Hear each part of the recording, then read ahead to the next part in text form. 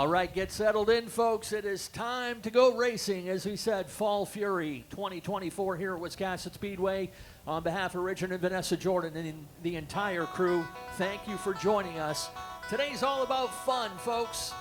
The spotlight of the day is the Fall Fury 150 Enduro, but we've got our friends from the Wicked Good Vintage Racers here today, 3 different divisions of them, including our senior modifieds. Some of them are going to be joining the Wicked Good Outlaws to race today. Plus, we have the Ladies Acceleration Tour in the house. A couple of divisions of ladies racing. Betty Nelson and her whole group in the house today. So, again, it's all about fun to celebrate the 2024 season. Glad you guys could be here with us. After this race program is over, race teams and staff are going to gather here in the grandstand area for a barbecue cookout and give away some season awards and celebrate the season. So hard to believe that 25 weeks have gone by here this season. The 97 is George Haskell. Chris Ogilvie in the number 55. The 420 is Keith Smalley. And the 282, Bobby Simons in a nice old 67 Chevelle.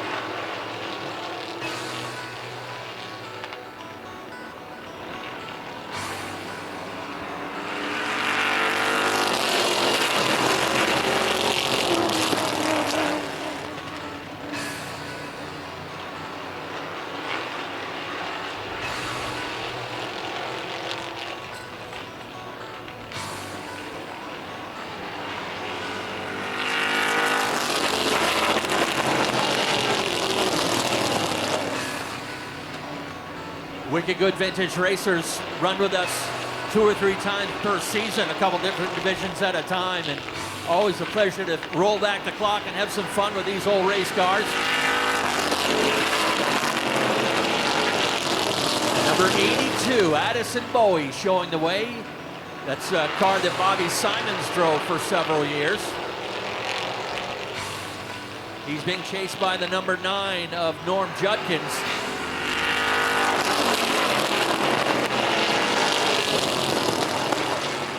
That orange car, a 1957 Chevy, being chased by a 64 Belvedere driven by Norm Judkins. Here comes the 97 up the outside lane.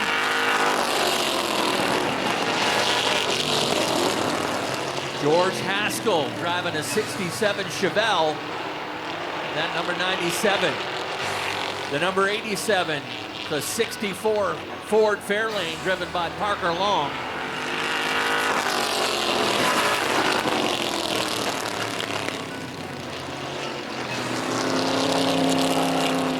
Different drivers thinking the black flag was for them, was for the 151 of Dave Foster.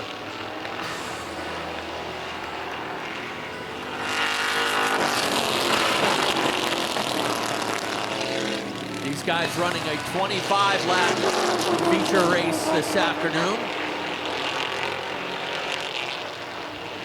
Keep an eye on that 55 of Chris Ogilvie. He always runs really well here, way up on the high side.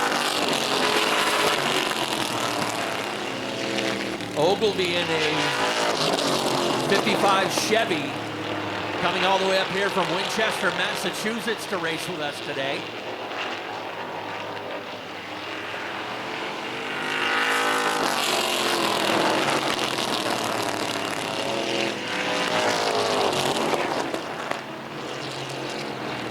Addison Bowie still showing the way in the number 82, now chased by the number 97 of George Haskell.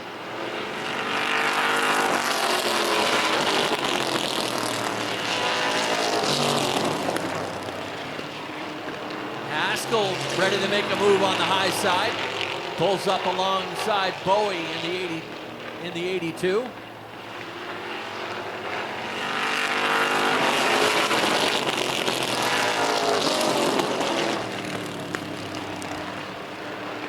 The Wicked Good late models and Wicked Good hobby class will not be running transponders, so no scoring feed for them. The Outlaws and the ladies division will be running transponders, so we'll be able to give you telemetry and the scoreboard feed for those races. Halfway this time by, halfway through our 25-lap feature.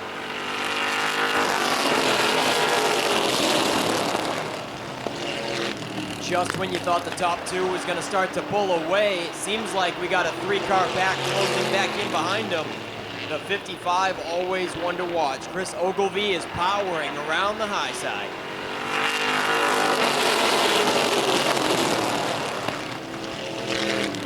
Push and cushion up there on the top. We've had orange and red in the top three this whole race, but here comes the blue machine. Ogilvie has a nose advantage on the 9. Norm Judkins slowly but surely making progress on the top side as they are still handle to handle up front for the top. Addison Bowie on the inside.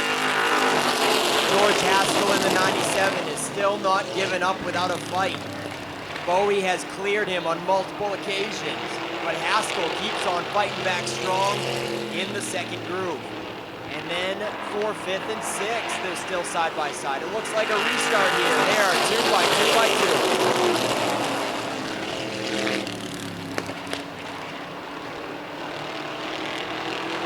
Parker Long in the 87 rounds out your top 5. And then the 282, Bobby Simons.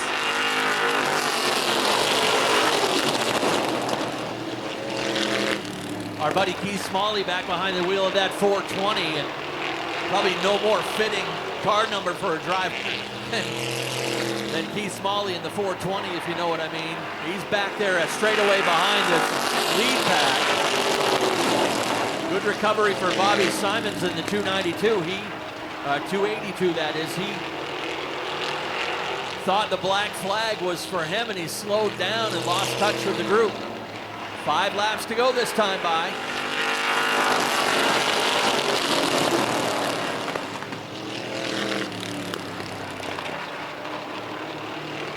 Here comes Haskell up the outside. 82's got some problems. He bails out.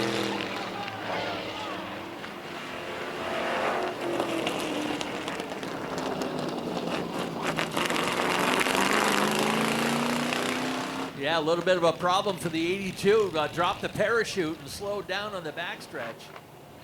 And you hear the car not even running as it tries to coast along. 87 had to scramble. Chris Ogilvie ends up spinning the 55. Ready to get back at it. Green flag is out.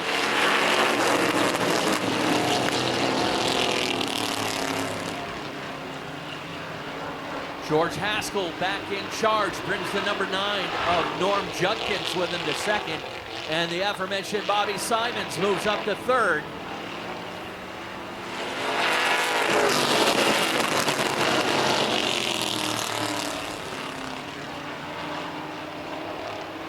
Simon still setting up shop up on the high side.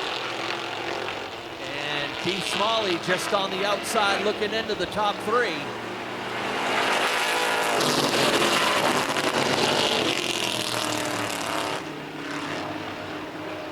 They'll get 2 laps to go this time by the stripe. 2 to go on the number 97 of George Haskell.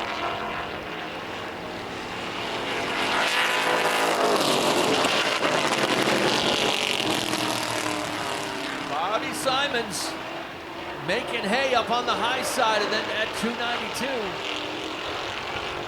And the caution flies as the 32 spins over in turn 2.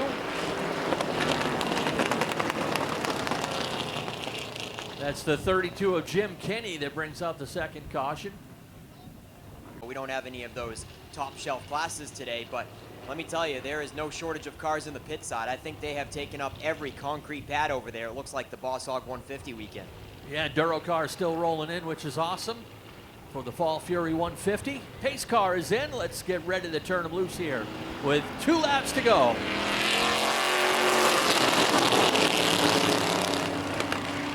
love all these old race cars, some of them restorations of original race cars, some of them replicas of race cars that tore up these tracks back in the 70s. White flag ready to fly. Looks like it's coming down to the 97 of Haskell and the 282 of Bobby Simons. Checkers are ready to fly. Here they come. And it'll go to the 97 of George Haskell will take the win, and that beautiful 67 Chevelle to his outside. Bobby Simons finishes second, another 67 Chevelle. And then the 87 of Parker Long will finish in the third spot.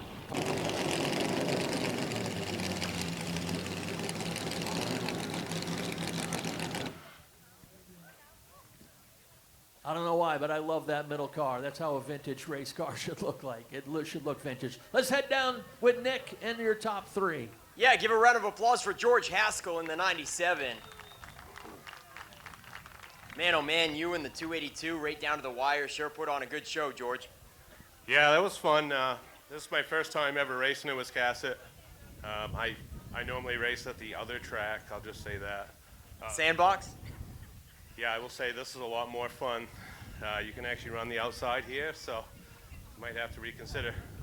Yeah, glad you had a good time. I was going to say, did you even know that you had the win? It was so close at the line. Did you think that you had the edge? I was hoping. I got to thank Brian Hughes for letting me drive this. This is his car. He's had a lot of issues. He actually got back in it today for another practice, and that was awesome to see. So hopefully soon I'll see him back in the car and talking to you guys. All right, nice run for George in the 97 car.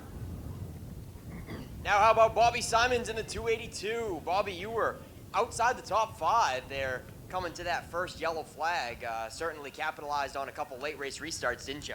Started last. Finished second. That's a good day. Yeah, certainly was. And then I think you capitalized again with the second restart with a green-white checker. Yep. I think it looked like you were going for third, but then made a nice photo finish and exciting for the fans at the end. Yeah, it was a lot of fun. Yeah. I'd like to thank RT Simons and Wiscasset and all the fans for coming out today. All right, thank you for coming out, Bobby. Now for the 87, Addison Bowie. Oh, yeah, Parker Long. I'm so sorry. Parker Long. Wicked Good could get their own announcer and that knows you guys. But you guys only make the trip here twice a year, so it's hard to remember all of you guys. And Parker, again, looking like a 5th place run there for a long time. And did you see the 55 spin in front of you and avoid the mayhem? Yeah, no, definitely. And I went out in the grass, got a little squirrely myself, but we recovered and pulled off the top 3 somehow. Anybody you want to thank for sponsoring the 87 ride? My family, Campbell Construction, Coastal Race Fabrication, Keith Smalley, Peninsula Bill. There's a bunch of more, but I'm missing some. Southport General Store, and I'd like to thank the track and everybody who comes out and supports us and watches us race. All right, Parker Long, awesome top 3 finish. We'll get you guys up here for some top 3 photos in front of the 97 in Coastal Auto Parts, Napa Victory Lane. And folks, you got to bear with us down here for Victory Lane today. It's the windiest night all season long, and so I'm going to be struggling with those billboards, let me tell you what. Try not to laugh. We'll send it back up to Ken. Again, want to thank Betty Nelson and her whole crew for bringing the Ladies Acceleration Tour here to Wiscasset Speedway. Again, first year for this tour, and we hope it continues to grow in the years to come.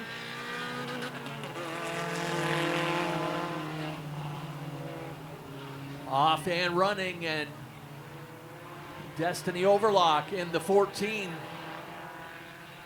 Takes off to a big lead already. That 17R was pretty fast in practice as well. Threads the needle through the middle.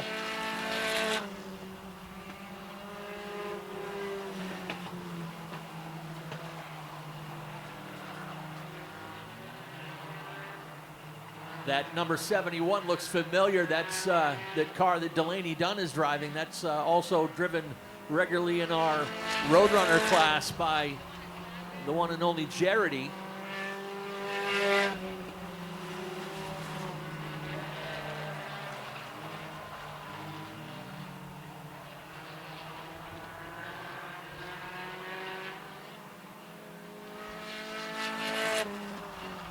Destiny Overlock already turning 18.7 second lap. She's nearly 2 seconds faster than the second place car.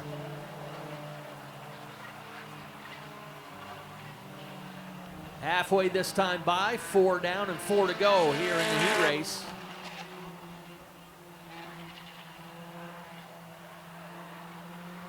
As I said, these ladies have been running regularly over at Speedway 95 in Bangor and trying to establish themselves at a variety of tracks here in the state of Maine in the Northeast.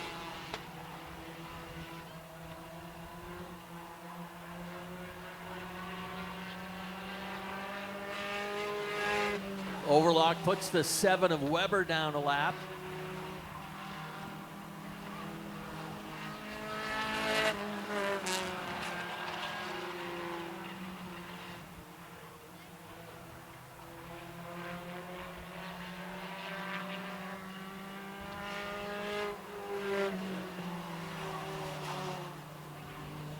Two laps to go now on the number 14 of Destiny Overlock.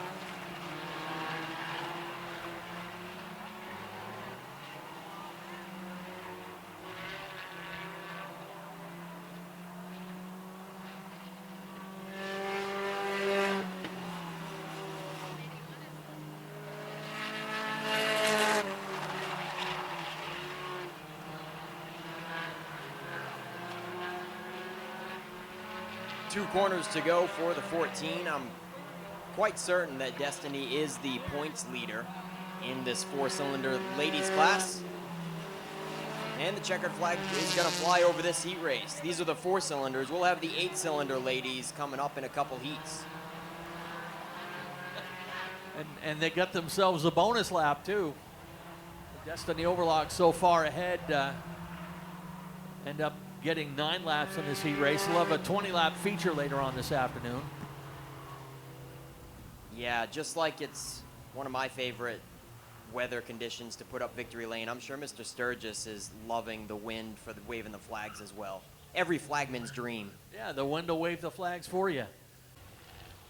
Ken, I hope nobody minds that I don't set up victory lane for this one. I think I'm going to keep an eye on those flags waving, and if that wind keeps going the way it is all night, I'm going to call it quits on the panels. It might be for everyone's safety, especially because the wind's blowing this way.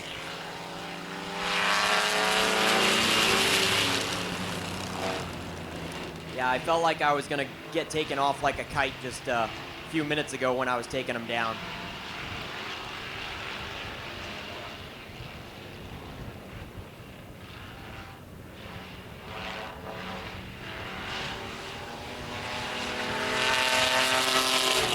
Well, I know Bob Dow is in that number 2. That's a 1936 Pontiac. Unfortunately, don't have a name here on the 05. Although I believe that might be Gary Seekins. They had him listed as P1 on the start of the race.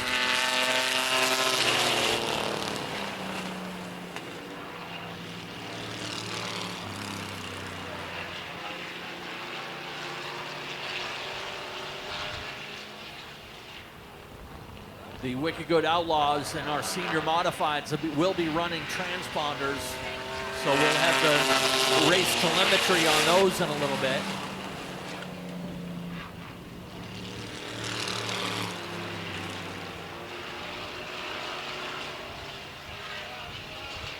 Speaking of Fuzzy Holden, they had a racers reunion up at Unity Raceway about a month ago, and to celebrate Unity's 76th anniversary. And they also recognized their past Hall of Famers, Fuzzy Holden being one of them, and they inducted 13 new members into the Unity Raceway Hall of Fame.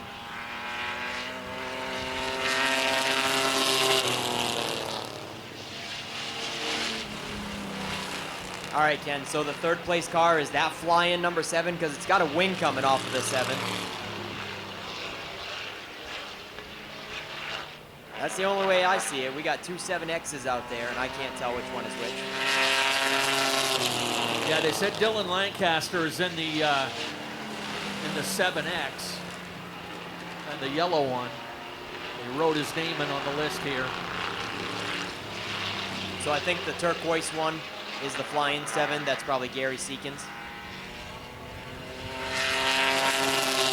Yep, and I know Adrian Williams is in that gray and white number 7. Adrian Williams is actually the grandson of Keith Smalley.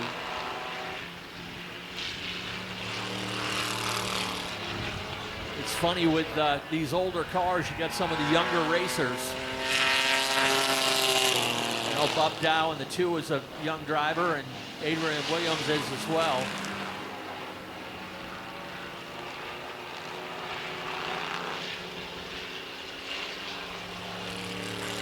But we may have to get a verification on the name on the 05.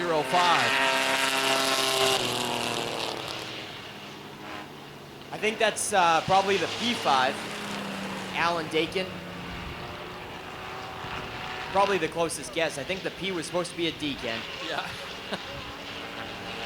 Well, you know, Nick, I've told people over the years,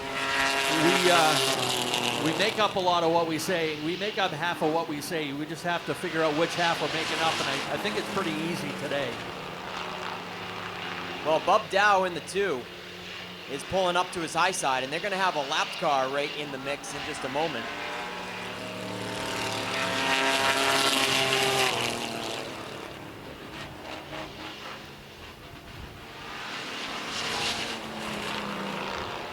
So Adrian Williams in the 7X is going to go a lap down, and the D5 is going to have to check up on the brakes. Tough break for Alan Dakin. We always say when they're approaching lap traffic that we hope it doesn't play a factor on the race leader, but it certainly did just then. And the 2X of Bub Dow in the Pontiac is your new leader at halfway. Here comes the P5 once again in the 47 Ford Coupe. Alan Dakin will not be denied, and he is reeling down the leader once again. Took a look to the outside out of turn 2 there, but settles back in single file for the meantime.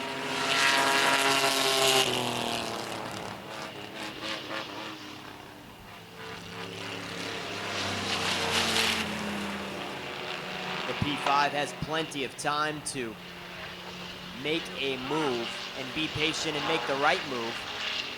10 laps to go. 10 more laps for Alan Dakin to pass once again for the top spot, and he is looking back out there in the second groove, almost side by side down the backstretch. The 2X took the lead from the top side, but now the D5 is going to have to make the pass up there if he wants to be in command of this one once again. Dylan Lancaster in the Big Bird, number 7X, all by himself comfortably in third, but the race is for the top spot. Wicked Good Hobby Division. It's the Bobby Timmons Invitational. Oh, P5 is into the wall on the backstretch.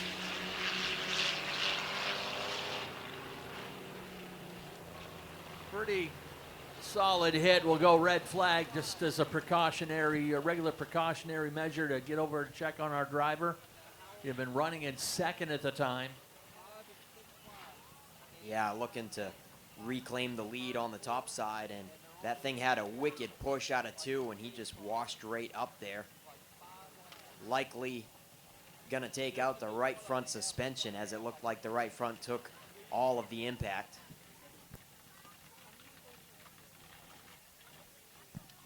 Gonna be 8 laps to go when we go back green, and the track is back to yellow.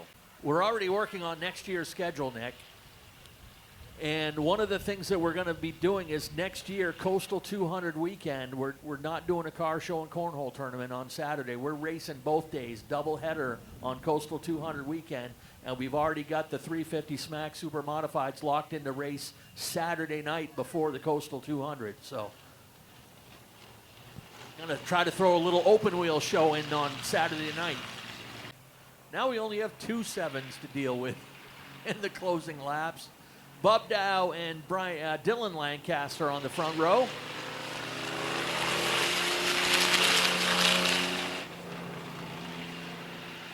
Gary Seekins in the blue number 7. Now, something tells me that that blue car handles a little better in the corners than that big boat number 7, the yellow one.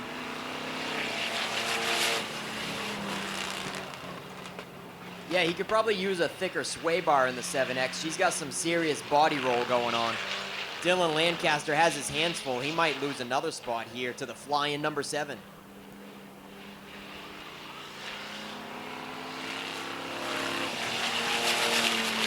Interesting piece of history I found out with one of our Vintage Racers Roundtable programs we had.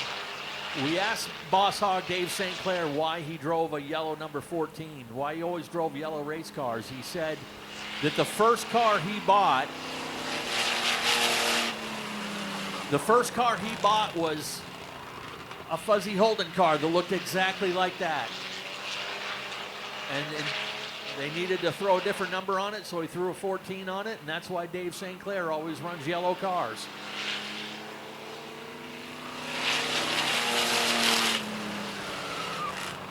His first race car was an old Chevy that he bought off Fuzzy Holden.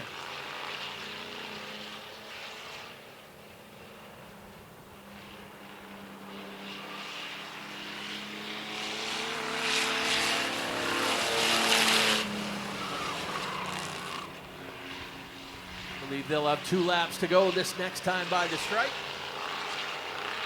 Bub Dow in charge.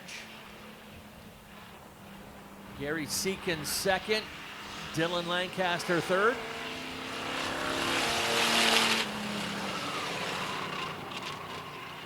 They had that car up at the Unity reunion, that Fuzzy Holden throwback machine. They had up the Unity reunion last month. One of the more popular cars up there. White flag, 1 to go.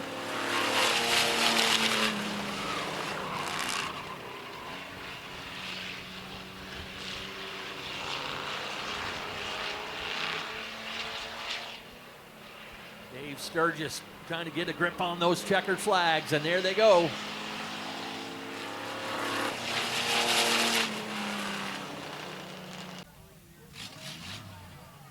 Bub Dow climbs out of his Pontiac in the 2X. Let him hear it, folks. Bub had a good run going against the D5, and what happened on the backstretch? I think he was all by himself, right? You didn't push him up there. As far as I know, I didn't make any contact there, but I could have. I don't really know. He was coming right along with me, so I was hoping to see him up here, but I guess that didn't end up.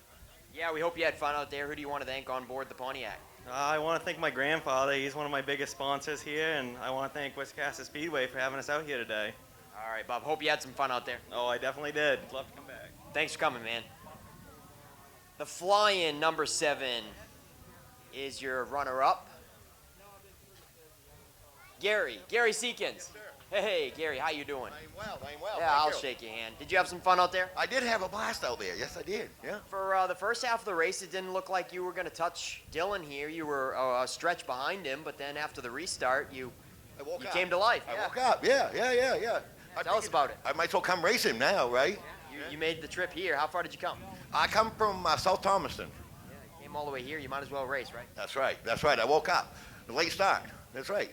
All right. So she's got it's the fly-in 7. We kind of did the process of elimination there as it has the wings on it. But what's the 207 down there for? So Marsha Barker took this car at one point to Limestone to run some land speed stuff. And under her umbrella, it's 207 Racing. So that's something that I ended up taking the car on, and we've just left that on. All right, very cool. Gary, anybody you want to thank on board for sponsors? I do. I want to thank Mark Collins, who is the car owner, for letting me wheel that bad boy. All right. Hey, Gary, awesome run. Thanks for coming out. All right, Dylan Lancaster. Hey, what is your vintage racing career? Is this like your first race? Yeah, first race. I kind of figured. How'd you wind up getting behind the wheel of this machine? So this is something my father put together for a good friend of ours, Fuzzy Holden, and he just wanted to take it to the Unity reunion for him, and then race it a couple times. So we did that for Fuzzy, and this car used to win, I think 16 feature wins in one season. Wow. So your dad and you built it from the ground up, or tell me some more history of it? No, it's actually Wally Patrick's 1971 championship car from Oxford, and we bought it from a guy and redid it to look like Fuzzy's, and that's the story on that. All right. We hope you had some fun out there. Nice job with the top 3 run. Anybody else you want to thank? Yeah, just my father for everything he did for this, the vintage thing here. It was a great time racing with these guys, and thanks for everybody coming out. It's for sale, folks. Mr. Lancaster, crew chief, wants to let everybody know this car is for sale, so come down and see them if you're interested. But in the meantime, we'll get these guys in front of Bub Dow's winning number 2X Pontiac for some top 3 photos for the hobby division. So we have taken care of the Wicked Good Hobbies, the early late models, and we will still have the Outlaws to go later on, I believe. That's going to do it for this portion of Coastal Auto Parts Napa Victory Lane. Back up to you, Ken. Yeah, that's right. They don't just sell used cars. They are previously enjoyed. And you can see the current inventory at www.normsusedcars.com. And I, for one, will back them up because I have been a longtime customer of Norm's Used Cars and get my vehicles all serviced over there on a regular basis. Being a mail delivery type person, I need to make sure I have reliable transportation, and they always take good care of me over there at Norm's. Off and running.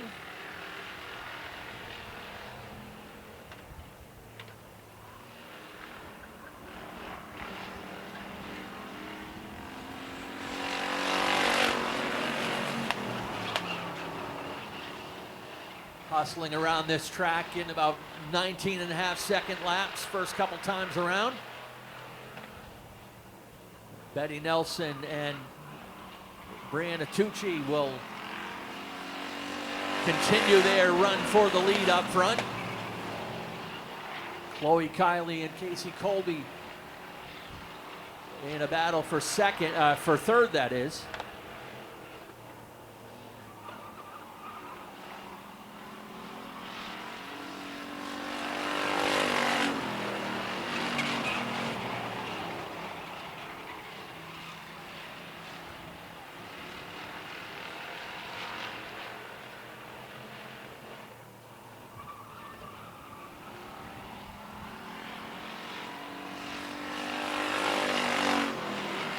Halfway, 4 down, 4 to go.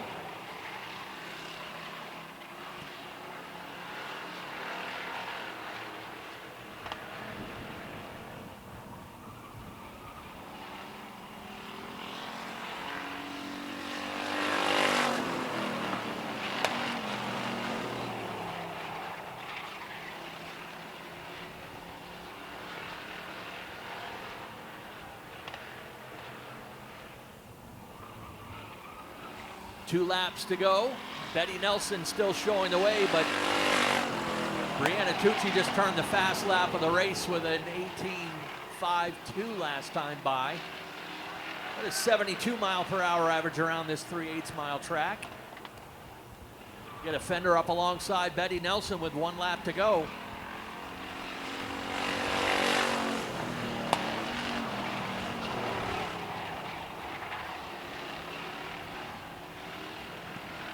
They'll even up on the backstretch. What do you think, Nick?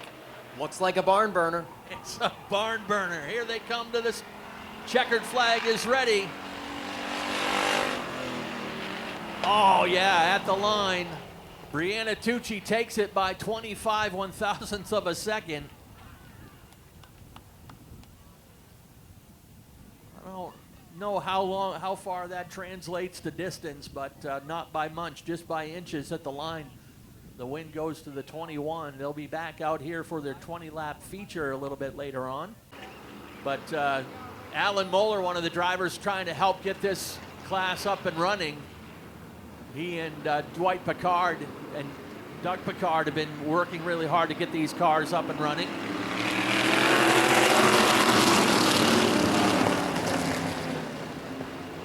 Eddie Hughes is in the 0 on the outside there. Eddie just got married last weekend.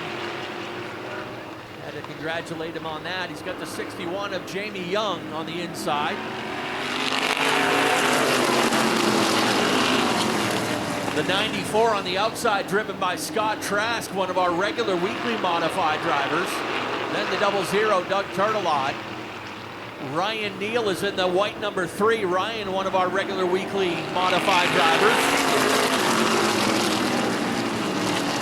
Hey, here's a treat too. My favorite modified is that purple number 4. That's being wheeled right now by the great Lyman McCaig, grandfather of Dan McCaig Jr. He certainly had his hands full just a moment ago there, Ken. He was all sorts of twitchy through turns 3 and 4. Then that orange number 67, driven by Wiscasset Speedway Hall of Famer Alan Moeller.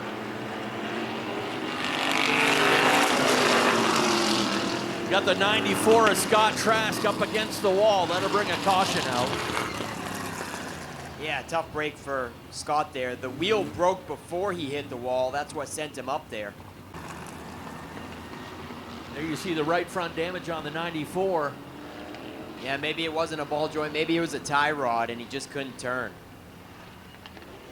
So Scott Trask, definitely experienced behind the wheel of a modified. This time he went vintage racing and only lasted 3 laps before his day falls short. Yeah, going back to these senior mods, the plan is to continue to work on getting these cars up to speed and safe and competitive, and then running them on a semi-regular basis next year here at Wiscasset, the Wiscasset Senior Modified.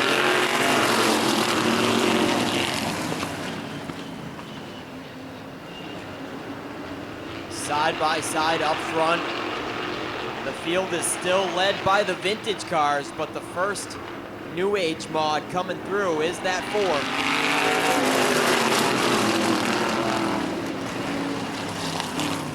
Lyman McCaig with the slingshot through 1 and 2. He disposes of Doug Turtelot in quick fashion and sets his sights on that 2-wide battle.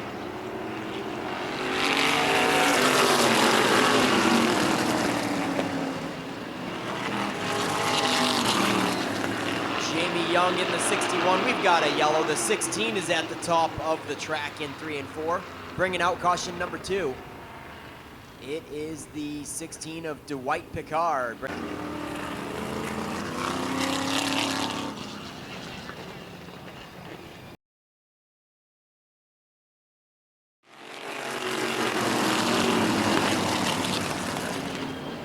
Well, Eddie was certainly no slouch on that restart. He wants to beat Lyman McCaig once again. He's trying to pull away as he sees that other purple and black machine coming.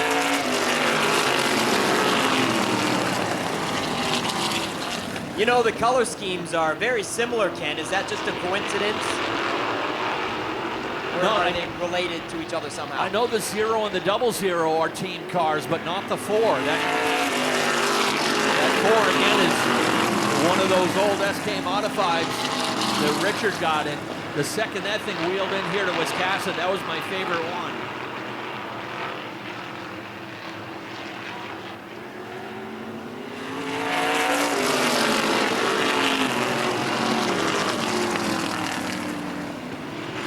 Eddie Hughes still showing the way. Eddie actually was the winner last time the Outlaw Wicked Good cars were here at Wiscasset.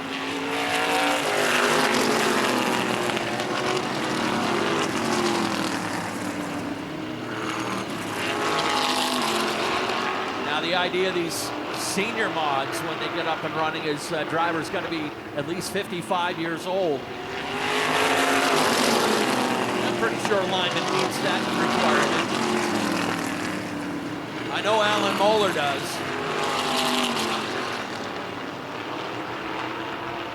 Here comes McCaig up along the outside. They touch wheels in turn 4.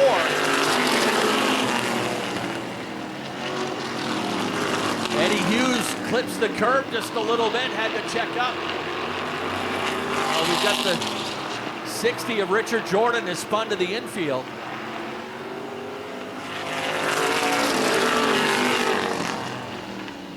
And unfortunately, he can't get it going, so we got to bring out another caution. He's going to need a push. At the hardware, we only have 3 trophies, so it's going to be a surprise when they come into victory lane. So. Well, hopefully somebody on the backside tells him who to go to victory lane. Yeah, I don't know if it's going to be straight heads up, whoever the top 3 is, or if it'll just be the top 3 wicked good cars.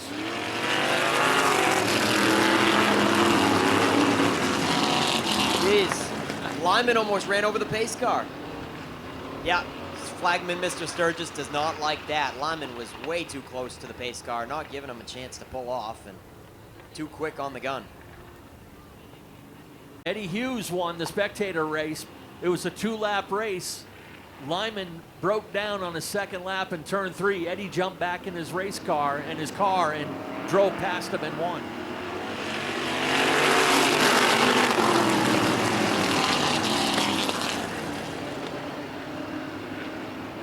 So these two have raced each other once before, and they stay side by side. They'll hit halfway this time by the stripe.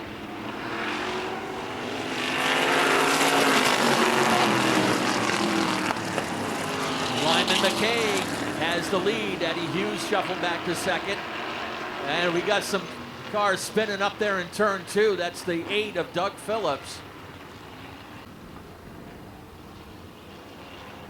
All right, set to go. Hopefully Lyman will give Barry enough space to get that car back to the infield. Yep, there they go. Here they come. Green flag is back out.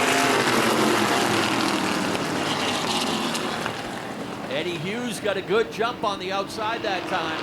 Puts the 0 back in the lead. McCaig to second. Alan Moeller racing with Doug Picard for third.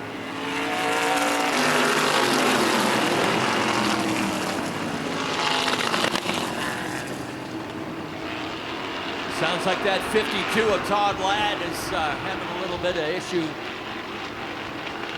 Or maybe it's the 68, one of those back marker cars.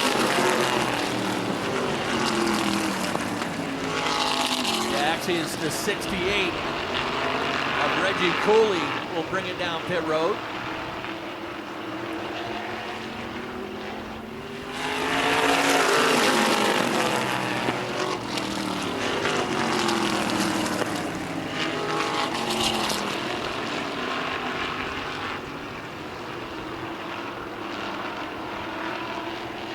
Doug Picard coming back up the inside rail. Gets by Alan Moeller now. Works his way by Lyman McCaig to take over second. Moeller squeezing up the inside lane. He'll take third away from McCaig.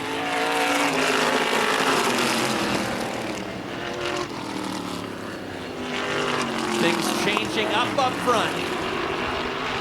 But everybody chasing that 0. Oh, there goes McCaig around down to turn 3.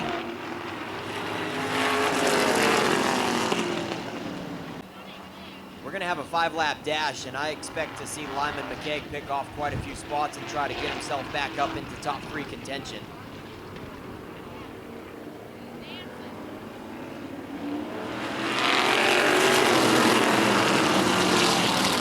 Green, green, green. 5 laps to go.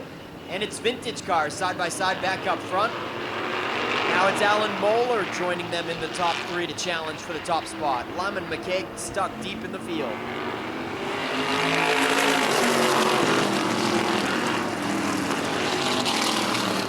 Eddie Hughes on the inside. Jamie Young on the high side. Alan Moeller in the SK mod, waiting to see which line progresses. Jamie Young settles in for third. Single file for the top 3. That's going to give Alan Moeller the opportunity to go to the top side of Ed Hughes now. 2 laps to go.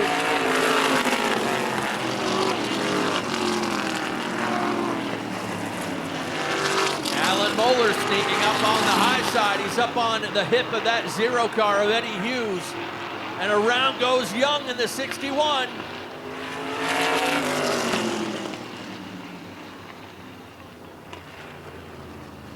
Young ends up looping it on his own in the 61. I had called him Doug Picard a couple times. Doug actually normally wheels that car, but Jamie Young behind the wheel today.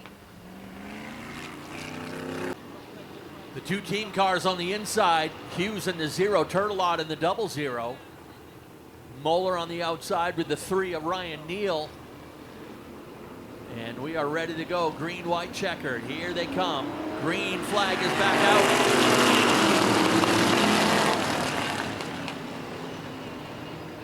Alan Moeller coming to life on the high side. Evens it up as they get down to turn 3. Turtelot's all alone in the 3rd place.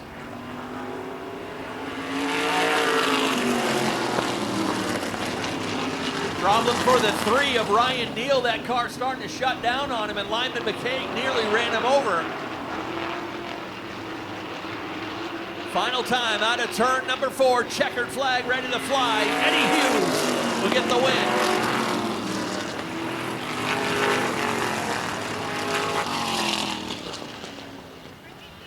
The Hey, new look at that, Ken. If we separated the 2 classes, Richard Jordan winds up with 3rd in the senior tours. So the newlywed, Eddie Hughes, gets himself the win in the 0. Alan Moeller 2nd. Doug Turtelot 3rd, but we'll wait and see who ends up here in victory lane. Take the 2nd place finish.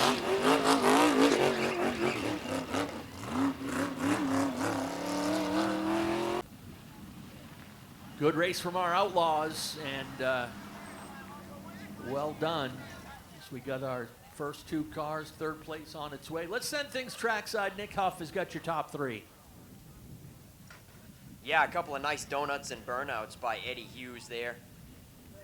Definitely happy to cap off the season at Wiscasset Speedway with a win.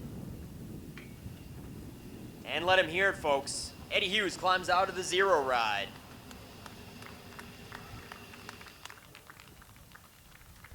Eddie, how did you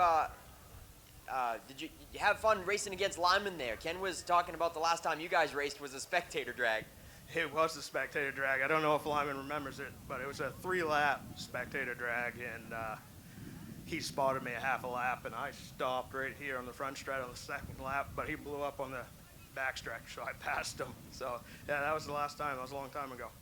Yeah, did you guys have a good time racing side by side? And what happened to him? Did you see from your point of view? I didn't see what happened to him.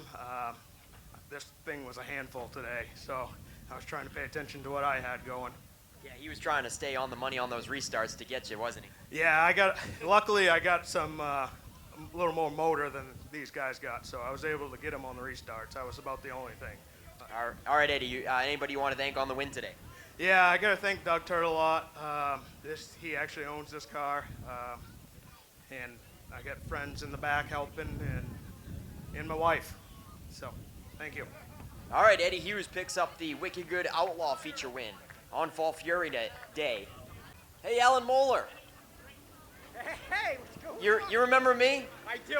Me and Alan Moeller used to race super streets against each other quite a bit, and those were some good times, Alan. How'd you get back behind the wheel of a race car today?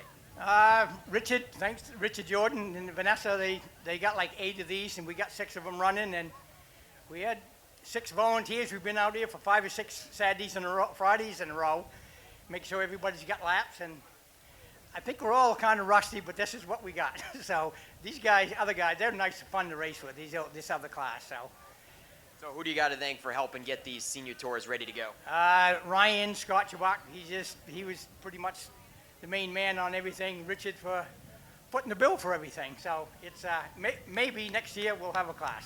It sounds like.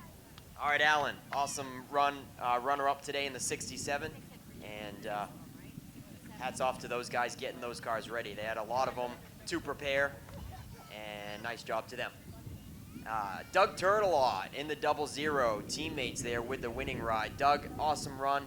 Did you have some fun out there? I did. That was one of the most fun I've ever had racing right there. It was a lot of fun. So close racing. I think you were around Lyman McKeag on the backstretch when he spun, right? Did you Yes, have a I bird's was, eye view of that spin? Yeah.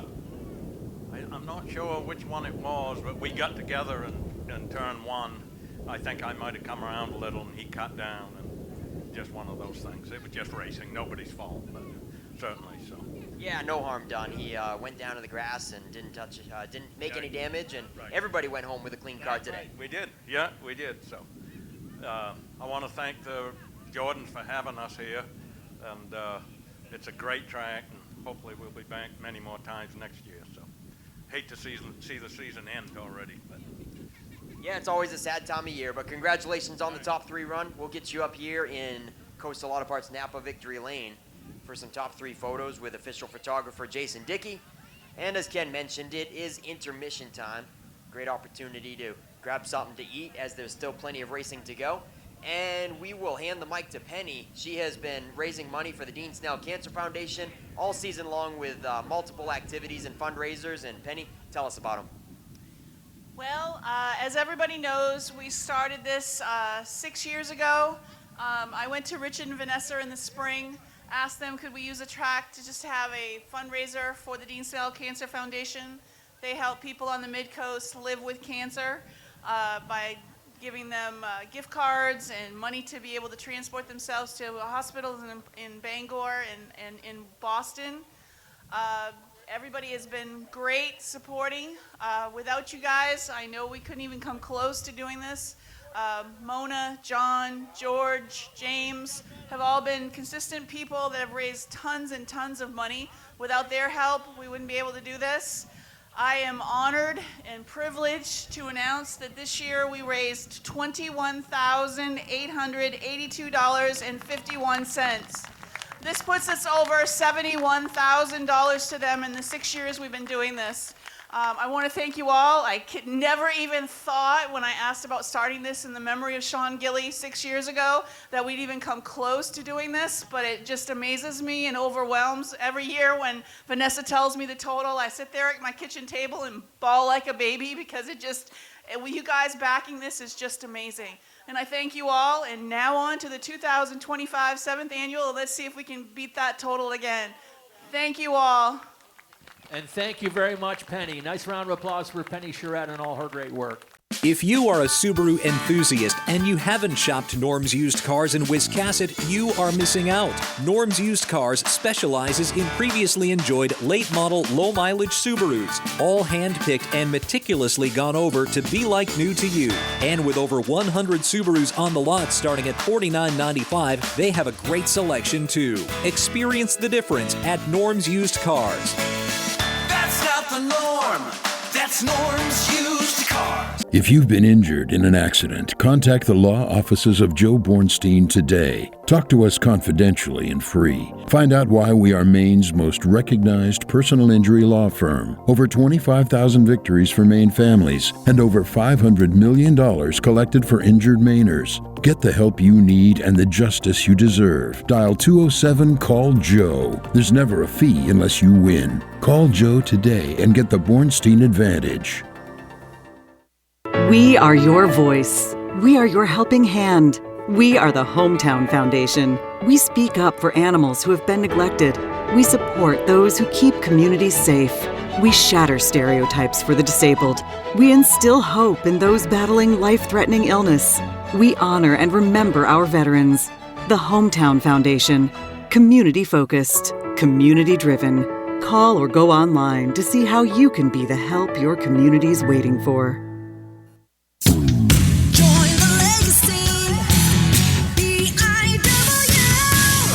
Time to consider your future begins today. Entry-level trade positions now starting at $23.50 an hour and up to $28.19 an hour with experience. Same incredible benefits and career growth opportunities from high school graduation to an exciting career change. This is your time. Join the legacy.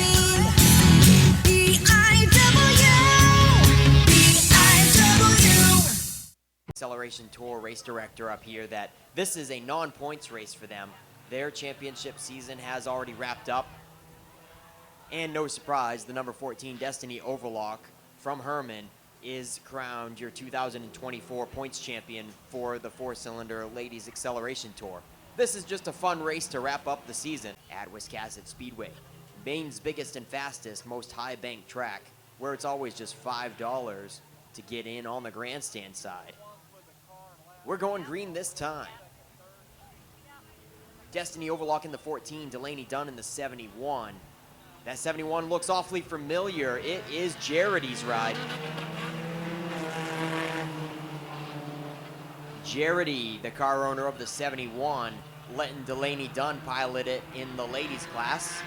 Jody Rose in the 17R quickly makes the pass up for second.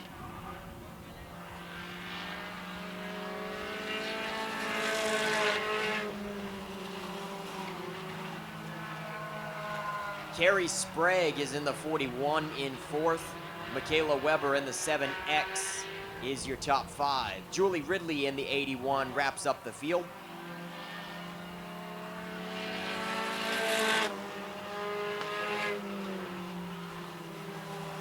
So once again, a non-points season finale here for the Ladies Acceleration Tour 4-cylinder class.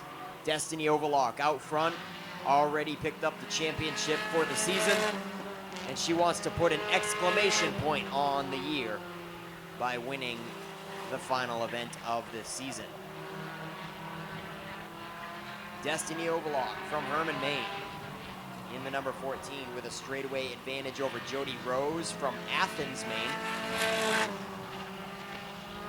Delaney Dunn comes all the way from Otis, and she is racing for Jaridy, the one and only from Parts Unknown, Mr. Jaridy, owner of that number 71. Carrie Sprague comes to us from Mazardis, Maine. Michaela Webb from New Vineyard, and Julie Ridley from Old Town. Julie is going to be the first car to go a lap down. Destiny Overlock has caught the tail of the field. She puts down one lap to Julie Ridley and now goes to work on Michaela Weber.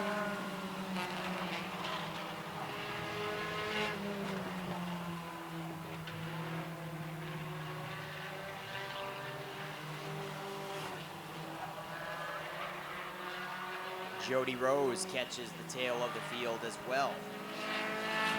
Gets by Julie Ridley. And next up, Michaela Weber. Be a safe guess to say that Michaela Weber is related to Shane Weber, probably his wife. The famous number 7 Toyota Celica that Shane Weber loves to build, loves to work on, his favorite number.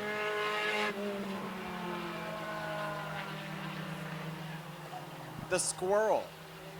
Is that the Squirrel First Lady then in the 7X?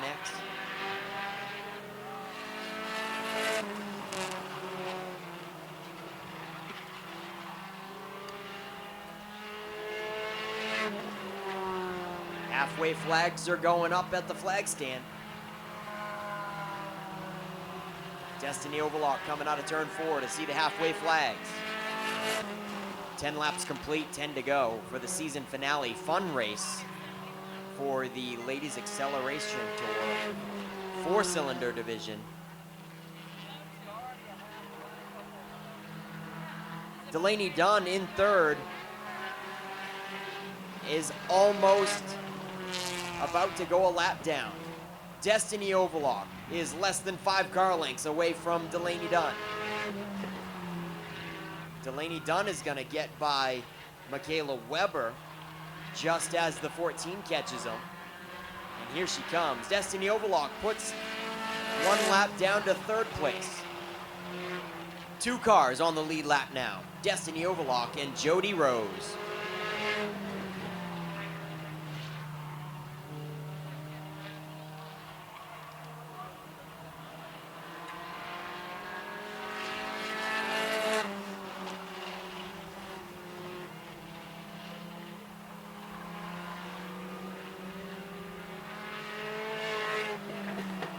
We got a black flag coming out for Julie Ridley. Evidently, the left rear tire is flat. It's definitely crooked, posing a safety threat evidently for Julie Ridley, so they're going to send her in.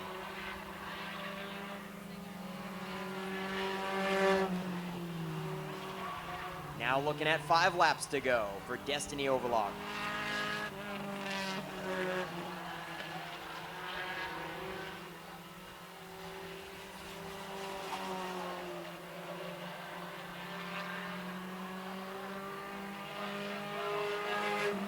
And there's your second place car, a half a track behind. And then some. Jody Rose comfortably in second in the 17R.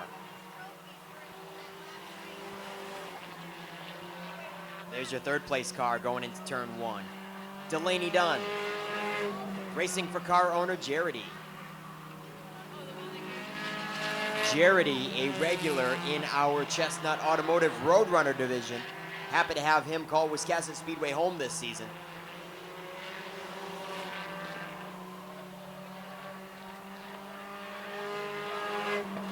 Popsicle sticks are in the air for Destiny Overlock. 2 to go on the race as well as the season. The final 2 laps for the Ladies Acceleration Tour season 2024.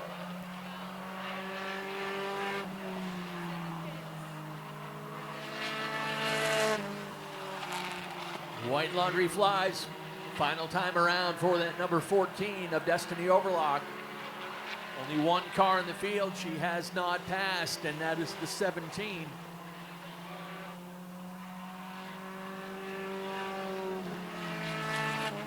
She'll race under the checkers for the convincing win.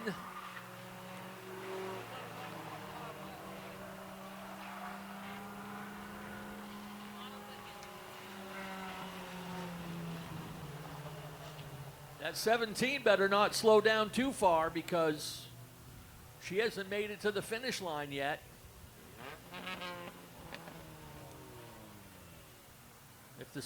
If the 71 passes her, does that mean? There she goes. Now she finishes the race. It's what happens when the winner's so far ahead. So let's send things trackside. Nick Huff's got your top 3 in Victory Lane. Hey, here comes the family and the team for Destiny Overlock in Victory Lane. I'm pretty sure it's her first laps around this track. Let her hear it, folks. She's climbing out. Destiny, is this your first trip around Wiscasset Speedway? Sure is. Where does this rank on your favorite tracks? Probably first, and then Riverside comes second. Okay, all right, glad to hear it. You won the championship. This was just a fun race. Was all of your season as dominant as today was? Not really. I mean, I had a little bit of competition throughout the season, and then I come here today and lap the whole field. Does she go just as good on dirt as well? You had a trip or 2 to Unity, right? Any other dirt tracks on the schedule? I don't think so. I had a different car at Unity. Gotcha. How'd you do there? I got first, and then I think I got second, and then I blew up at one point. Our last race there. Oh, bummer. All right, well, she won at all 4 tracks. Not every race, but won at least once at all 4 tracks on the season. All right, awesome season for you, Destiny. You got a lot of sponsors decorating this number 14, Acura. Go ahead and rattle them off. Well, I don't know all of them, but I know Wayne Elston, my dad, my mom, my sister, and probably Bob, the one that let us, work on the car at Moody's shop. He actually passed away a few weeks ago from cancer. So I'd like to thank him for letting us use the shop. Yeah, certainly, and probably dedicate this race to him, right? Yeah. All right, is that it? All for sponsors? Yeah. All right, nice job, Destiny. Her first trip to Wiscasset, and we're glad to make a new fan of the raceway. Jody Rose in the 17, comfortably in second. Definitely weren't going to get touched by third place, but hard to beat that car too, huh? She's definitely fast, that's for sure. Did you have fun out here? Is this your first trip to the track? It sure is. My first year on asphalt, and I'm having so much fun. All right, we're glad you guys came out for the season finale. Who do you want to thank on the 17R ride? I need to thank my husband, my dad, my boys, Toonie Looney Rentals, Old Stuff Construction, D1 Graphics, and everybody that comes out and supports. Thank you so much. And Jody, how'd you do on the championship season? Second place in points. All right, I figured, but had to confirm. She's your runner-up in the point standings for the ladies' four-cylinders this season. Congratulations to them, top 2 in the points. And Delaney Dunn, I was saying that you're racing for car owner Jarity, but that wasn't totally confirmed. You didn't buy this off of him, did he? Did you? No, I didn't buy it from him. I made a post a few weeks ago that I was looking for a car for this race, and Jared sent me a message. He's like, I'm already going to be here for the 150-lap Enduro. Hop in it and wheel it. So thank you to Jared for letting me drive the car and ending my season on a high note if you followed how my entire season has went. Oh, sorry to hear that. So you obviously got to thank Jarity. Anybody else maybe that, decorated your other cars that you raced this season? Well, you've obviously have done graphics on Chaos, which is my normal ride that have taken quite the beating this year. Workstore and Tony's Fairway Auto Sales and all my wonderful, amazing people that help us get to the track week in, week out. All right, glad to have you guys here. Delaney Dunn wraps up the top 3 for the Ladies Acceleration Tour 4-cylinders. We'll get you guys up here in front of Destiny Overlock's ride for some top 3 photos in Coastal Auto Parts Napa Victory Lane.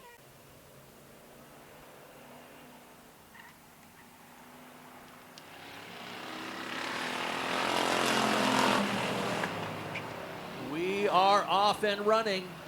Betty Nelson got the jump in the 8 car and pulls away a little bit on the 21 of Brianna Tucci. Chloe Kiley racing it out with Casey Colby for the 3rd spot.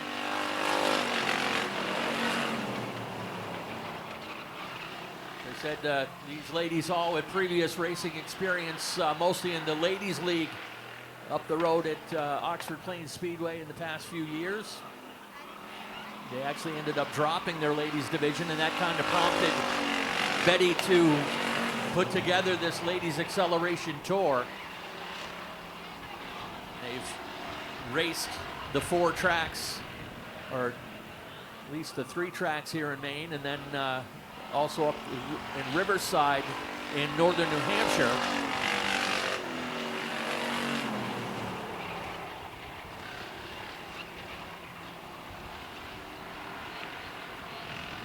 After this race, the Fall Fury 150 will wrap up our season.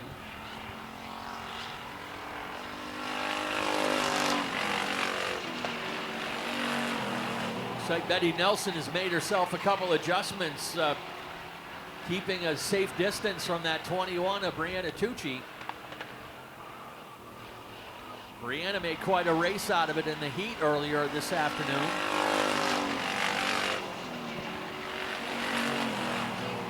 Casey Colby in the 12 is your 2024 champion for this division. But looks like she's got her work cut out for her to earn herself a trophy to wrap up the season here at Wiscasset.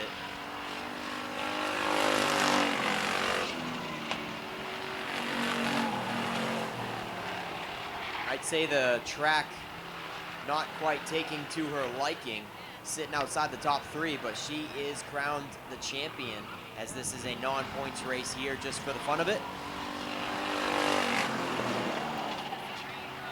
Yeah, Chloe Kiley posted earlier that she was coming out of retirement to race this number 16 car, and she's relatively young, and I didn't realize she had actually retired from racing, but maybe that's when the ladies division was dropped over at Oxford. Yeah, don't we all wish we could retire that young, Ken, right? Retirement's not in my vocabulary at this point, unfortunately. Brianna Tucci starting to close things up. She definitely has a little bit better long-run car.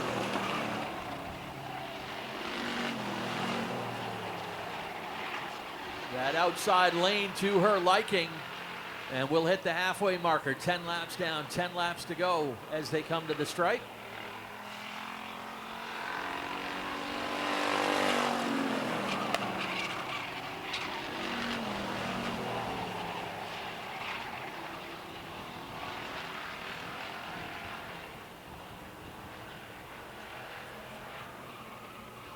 The interval about 0.3 of a second.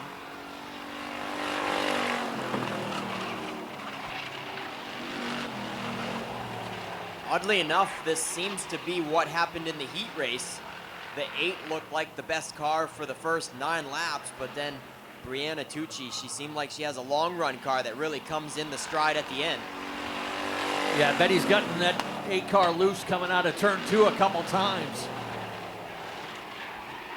And that right there is where Tucci has gotten her each time on exit of turn 2.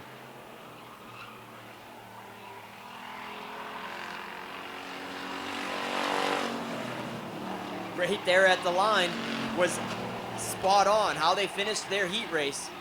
And the 8's not giving up just yet. The 21 did have it by a couple inches at the line last time, but once again, Ken, we've got a barn burner. Yeah, 7/1000ths the separation last time at the stripe. And just a little bit wider this time as they'll come around with 5 to go. Might be only 4 cars here to wrap up the season, but they are putting on an impressive performance. Betty Nelson takes the lead back that time.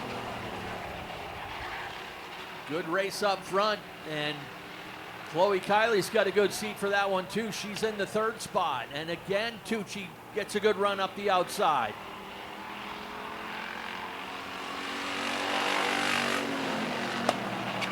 Tucci takes it by 5/100ths at the line that time. Nick, I believe the barn is on fire.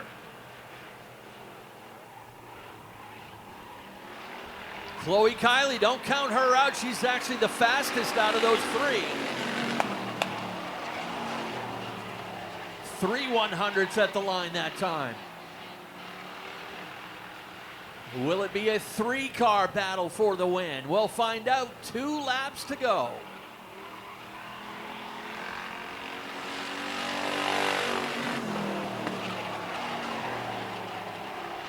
One hundredth of a second, the advantage for Brianna Tucci. White flag set to fly. 3/8 of a mile to go to sort this one out.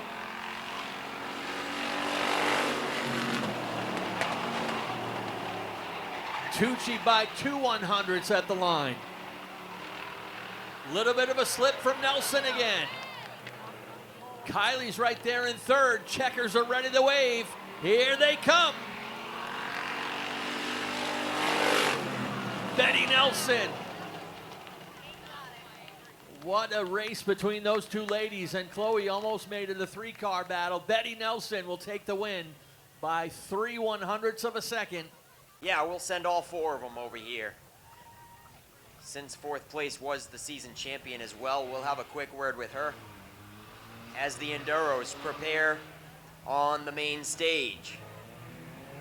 It's what you're all here for, the Fall Fury 150 getting ready to commence. Brianna Tucci in the 21 won the heat race by inches, but Betty Nelson wins the feature in the same fashion. Let her hear it, folks. Betty Nelson climbs out of the number 8. Great stuff, Betty. You drove it down into turn 3 hard. Didn't make any contact. I don't think you guys even touched the whole race. Race nice and clean. Had fun out there. Absolutely had fun. I need to thank Vanessa and Ken for allowing the ladies tour to come out here.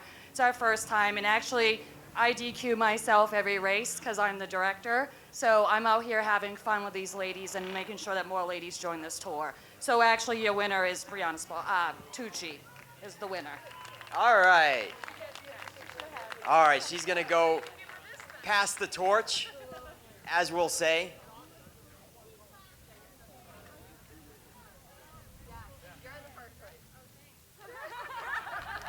All right, nice sportsmanlike conduct there by Betty.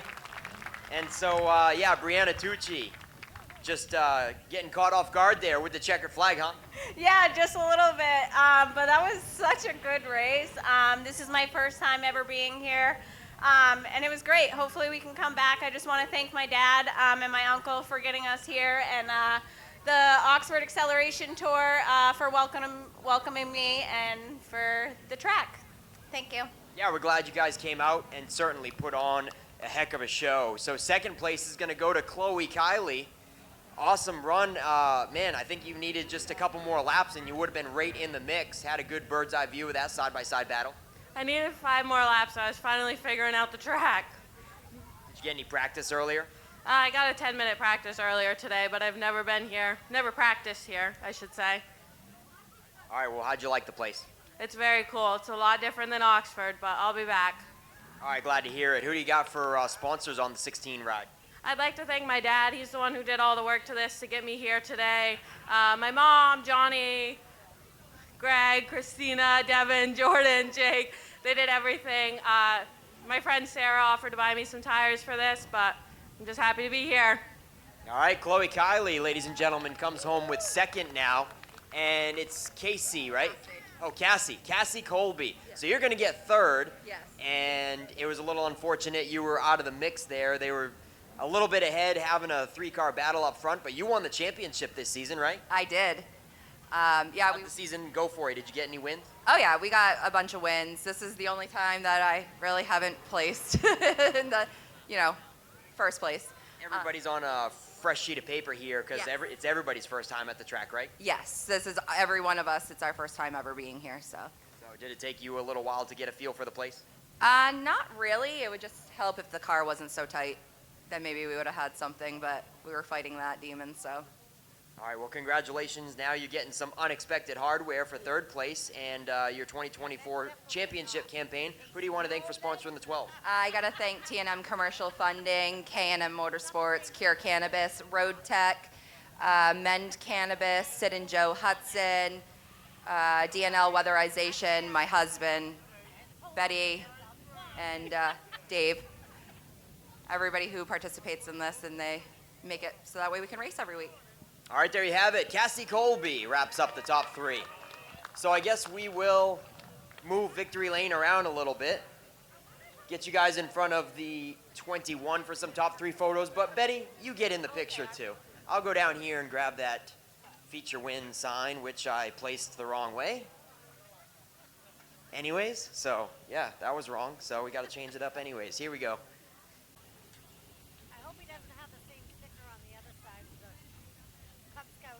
And this is audience participation time as well, because every time we start and then restart this race, we need you guys to yell out the countdown with us. All right, folks, our drivers are ready. Are you ready? All together now. 3, 2, 1. Green flag. Let's go. Fall Fury Racing.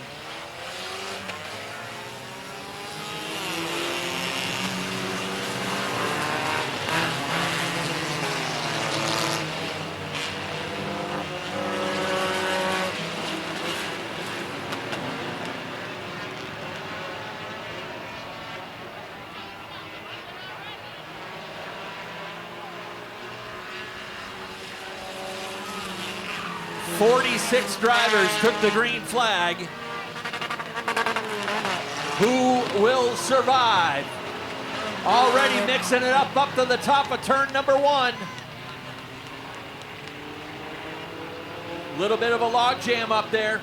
77 trying to get it pointed back in the right direction. Oh! And we have hard contact.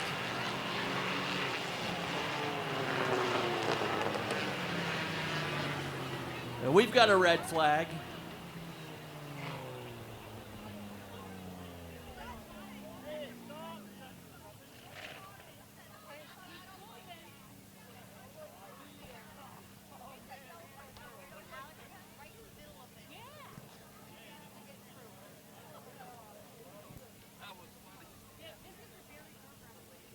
All right, Mike Carlton up to check on our driver. Driver is fine.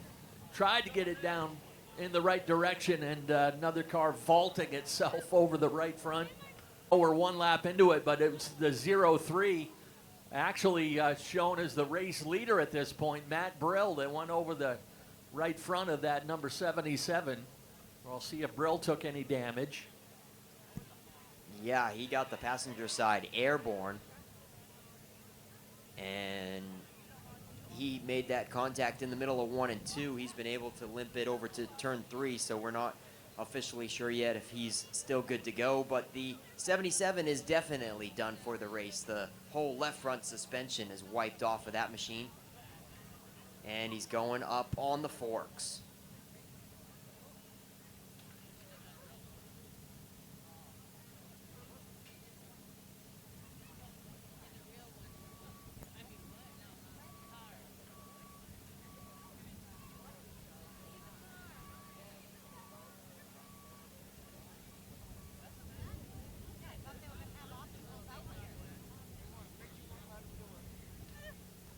All right, driver's out and okay and walking back to the infield. And I don't know if the car's going to stay on the forks there or not. She's starting to tip. She's starting to turn. Just get it onto the grass and we're good to go. Once again, let's get ready to go in 3, 2, 1. Give them the green.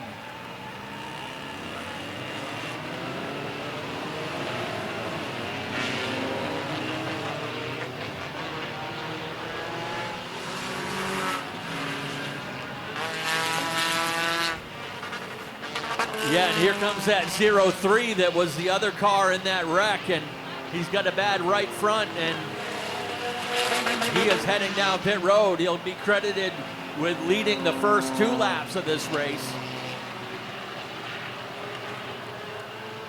That puts the 99. We got another one up against the wall over there in turn number 3 and 4. He's still running, but pointed in the wrong direction.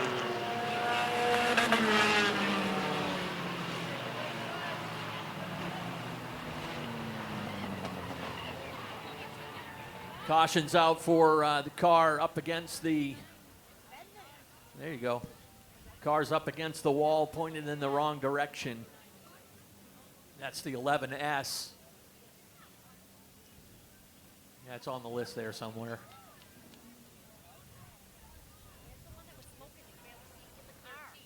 All right, once again, we're going to do this quick. 3, 2, 1, green flag.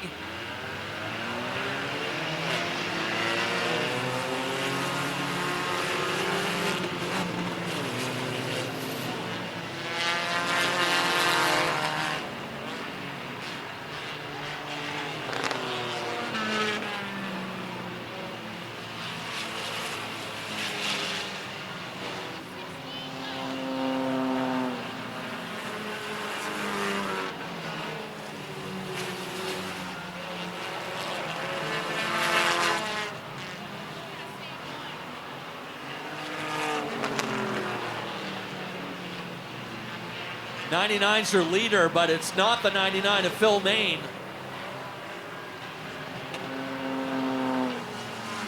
Problems for a couple of cars. There goes the 7 down pit road. Got a couple cars already pitted in the infield. Tyler Fields out of the 78. Looks like Keith Russell in the 42 is done. Don't have a name on the leader, just is number 99. It's not the number 99 of Phil Main. Now the 12X is in the lead. Well, that was only for a moment. Gonna have to wait for this one to get sorted out for a little while.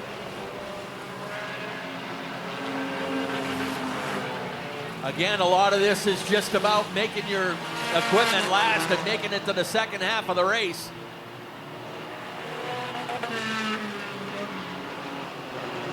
Also don't have a name on that number 3 that's causing a smoke screen around the entire raceway. Yeah, killing bugs. It's one of those 007 James Bond tactics.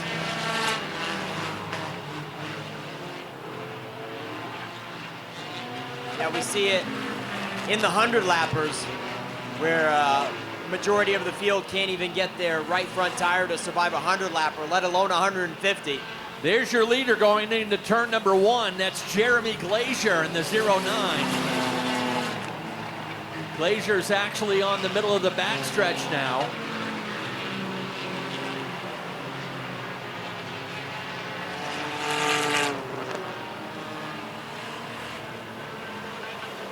One car, we do recognize the door panel, Logan Melcher in the 41. Logan, one of our regular Pro Stock drivers.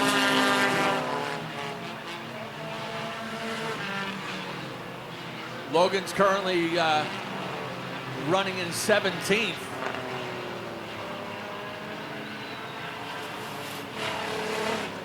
Jer- 16 car finally giving it up. Jeremy Glacier won the LCQ for the Strictly Shootout last week and opted out of racing in the feature.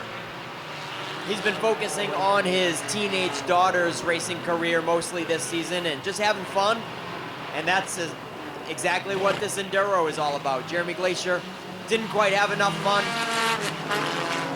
for the 2024 season, so decided to get himself an Enduro car and try his stuff out here for the 150.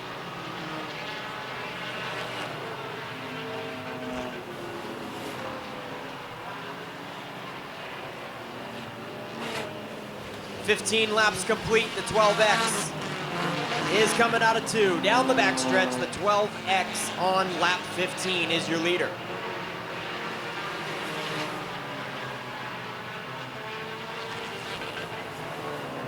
The 12X has a Thurlow sticker on the windshield, but other than that, we do not have a name on the 12X car, just the last name, evidently, Thurlow, across the windshield.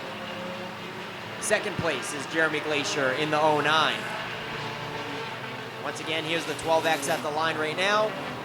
And there's the 09. Jeremy Glacier, not too far behind him. Maybe about one quarter of the way around the track behind. Jeremy Glacier stuck in some 3-wide action, getting tight in turn 3. Had to check up for a moment as the 5 was trying to get out of the way. Now the 5 is coming to a halt at the top of turn 4. The number 5 comes to a stop.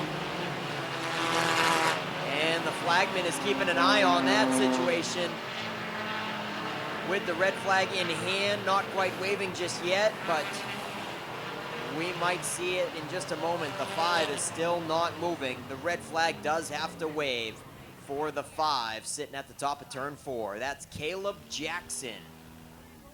Was running in 28th, I believe.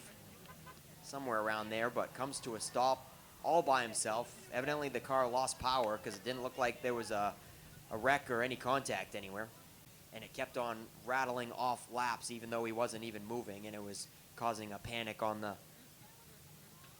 computer transponder timing situation. So this year, we started putting those 2 cones out for Enduro races only.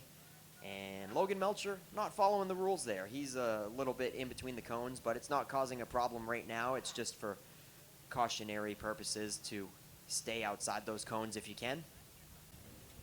So the 62 of Ryan Sewell, he's 4th place, and there he is. He's right beside the 55X. So that is a 3rd and 4th place battle side by side. Oh, we're ready to go, folks. So count them down. 3, 2, 1. Green, green, green.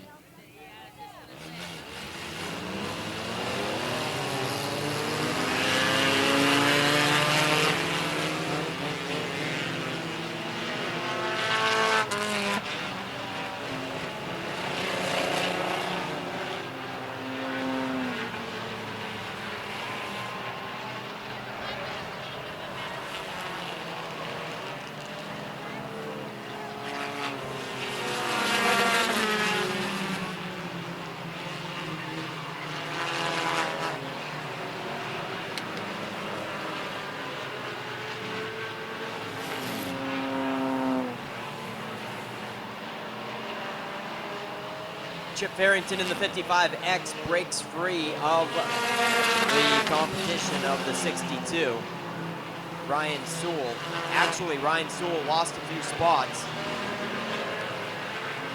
55X is still 3rd, but the 91 of Jamie Heath is also battling for position, hot on his heels. Heath looks to the inside, coming down the front stretch. The battle for third and fourth. 55X and the 91. We got a red flag on the track once again.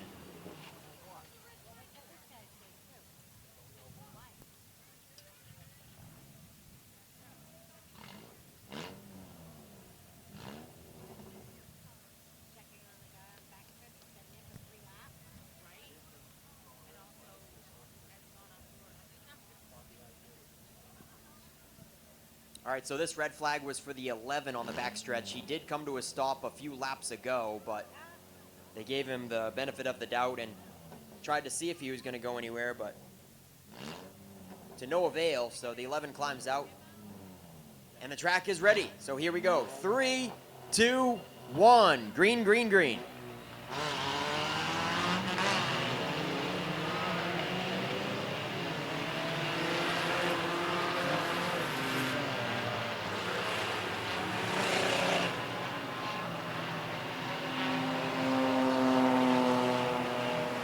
We are keeping an eye on that battle with the 55X and the 91 going into the first corner.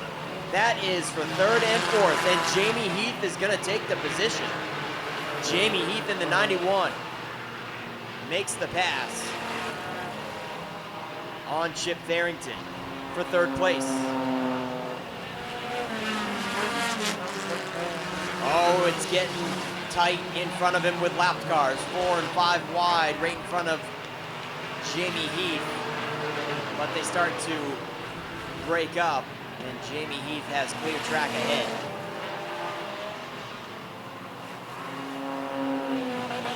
The 12X still leads going into turn 3.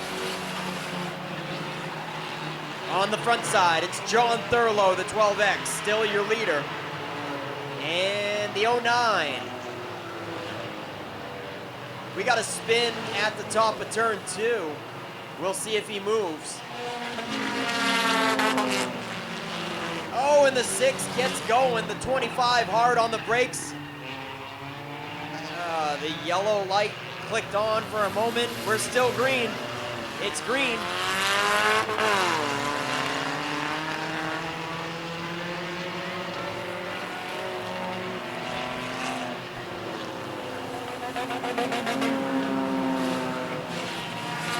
Yeah, evidently the yellow light did accidentally come on for a moment, causing some confusion with drivers.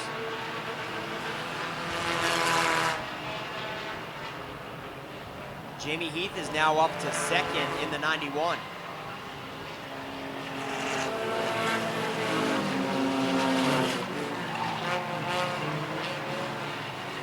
Jeremy Glazier has lost a few spots as Phil Main Jr. in the 99 also is up to third, followed by Ryan Sewell in the 62 fourth, and Jeremy Glazier fell back to fifth.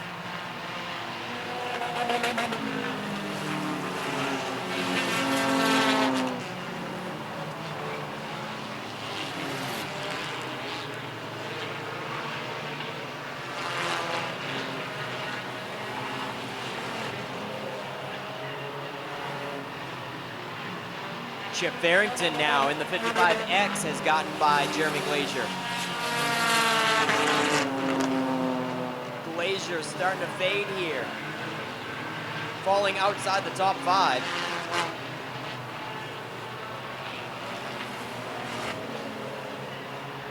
Chip Farrington in the 55X, your new top 5 runner.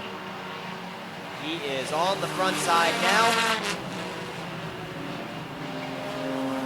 And they are side by side in front of him, 4 positions. The 62 goes back. The 62 now in 5th. Ryan Sewell. Farrington passes him back, now sets his sights on the 99. That is for 3rd. Phil Main Jr. in the Pro Bodyworks number 99 is gonna get passed by Chip Farrington for 3rd place.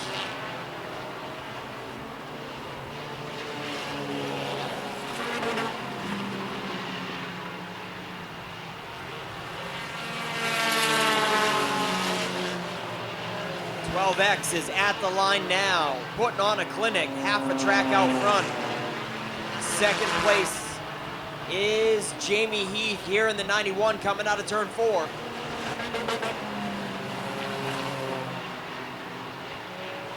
And third is another corner behind second place.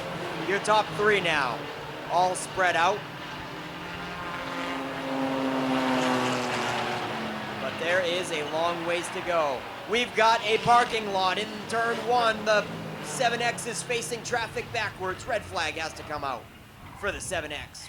Facing the wrong way and causing a dangerous situation into turn 1. Third place is right here at the cone on the front stretch. The 55X fell back a few spots. I believe he lost some spots due to the yellow light coming on briefly for confusion. I think the 55X slowed down for that and got past. And then Chip Farrington passed them all back, and he's back up into the top 3.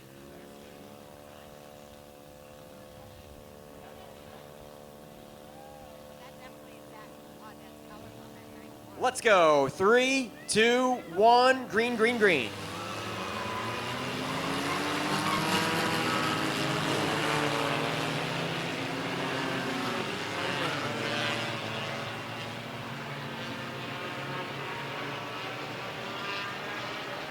Your leader hitting the back stretch while your second place car hits the front stretch. A lot closer between second and third than it is between first and second. Jeremy Glazier in the 09 still holding down third. Phil Main Jr. has fourth place right now in the number 99. And he is not too far ahead of the race leader. Your third place cars. Yeah, we got ourselves a pileup over there in turn number 2.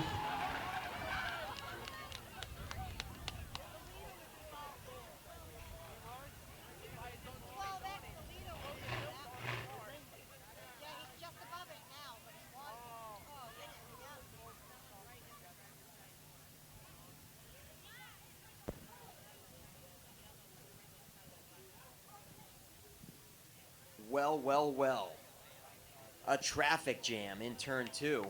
And that all started with the red car that's on pit lane and Logan Melcher in the 41. Not sure what the number is on that red car, but I know those two got together and blocked the track. And it looks like Logan Melcher got the brunt of the damage up against the wall in turn 2. Yeah, the Melcher missile taking a little bit of damage there. Logan always likes to see if you can't win the show, be the show. All right, they're just making sure all the drivers are clear over there in turn 2.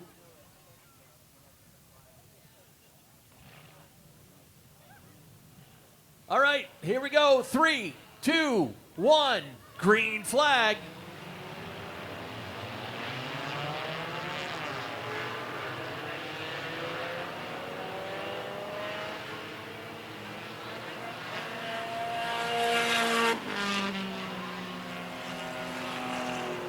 Looks like might be some issues with Josh Page in the 77. He's off the pace and heading down pit road.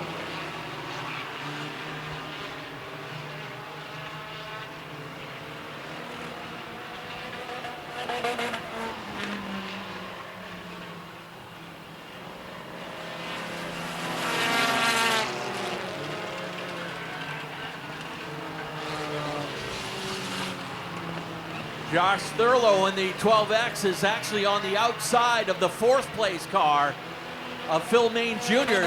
That'll now leave just 3 cars on the lead lap. The third place car is just ahead. Actually, Phil Main able to get himself back on the lead lap, but you've got the third place and fourth place cars just in front of our race leader.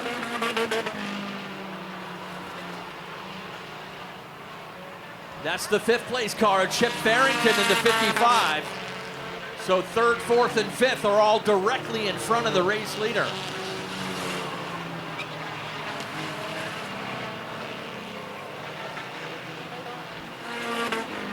Now remember, Not only is this a race of speed, but it's a race of endurance. That's why they call them enduros. You got to have your equipment make it to the end. So push it hard in the first half of the race, but you got to have something there for the second half. Able to get by Phil Main. That puts just 4 cars on the lead lap now.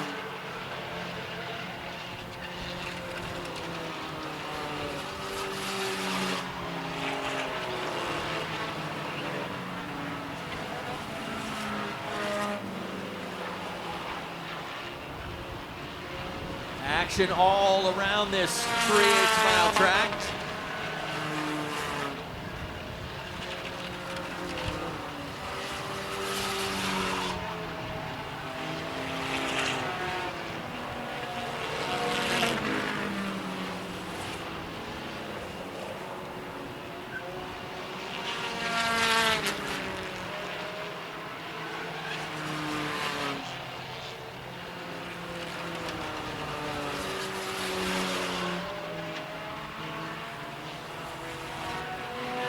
Still 27 cars on the track and racing. But as we said, just 4 on the lead lap now.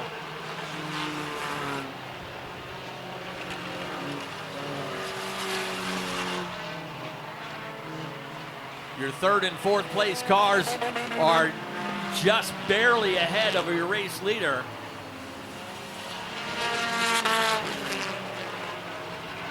We are nearly a third of the way through this race. There goes the 5 down pit road. Ken Doak calling it a day.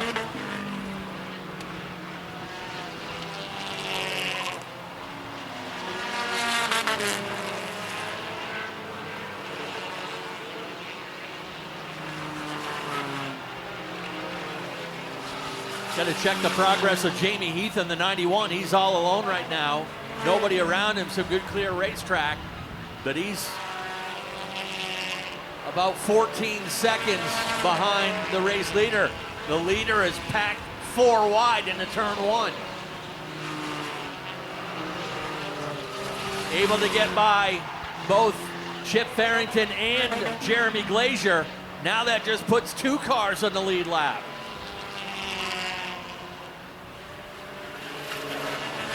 Thurlow able to work that lap traffic like a master, got through a big wad of cars and leaves Farrington and Glazier behind. A third of the way through this one, 51 down, we'll make it 52 by the line this time. Your leader heading into turn 1.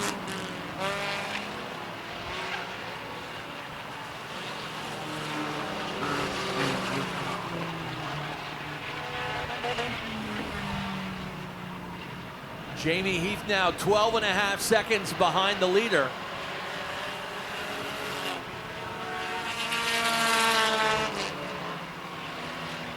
Another car looks like it's all done, heading down toward pit road. 7B, I believe that's Cole Watts.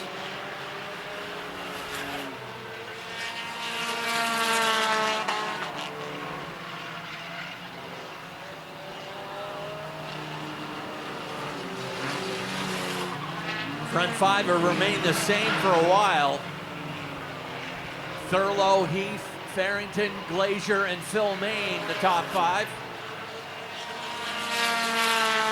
These 2 have been locked in a good battle much of the race over there in turn 1 and 2. That's Jeremy Glazier and Chip Farrington.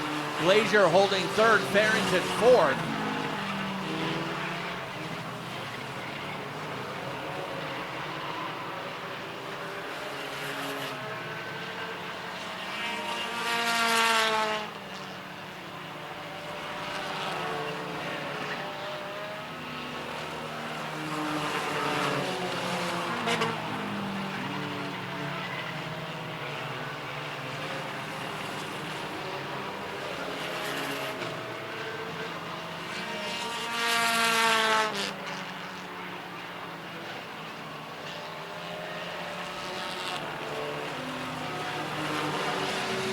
Thurlow shoots right through the middle, but overshot the corner and ends up nearly up to the turn 3 and 4 wall, using every piece of real estate he can use.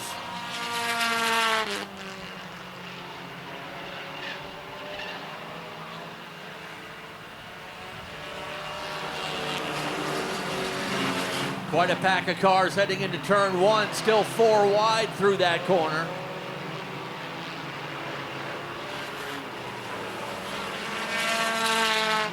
Your second place car, Jamie Heath, is right there in the middle of that pack. Shoots right through the middle. Oh, and we got a hard hit here on the front stretch. And that will no doubt bring out a red flag, including your second place car of Jamie Heath. You saw something brewing there. There was about 4 rows deep of 3 wide action down the back stretch into turn 3, and it all came to a head in turn 4. A couple cars up into the wall, including the 6 and another one right there that the infield crew is attending to. I see movement through the front windshield, so we should be good there.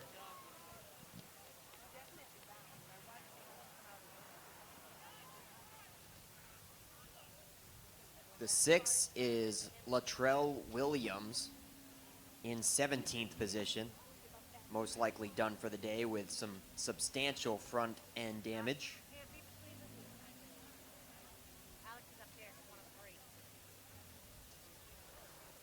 Jamie Heath, once again, as Ken mentioned, took some damage there. He is back pointed in the right direction in the 91 car.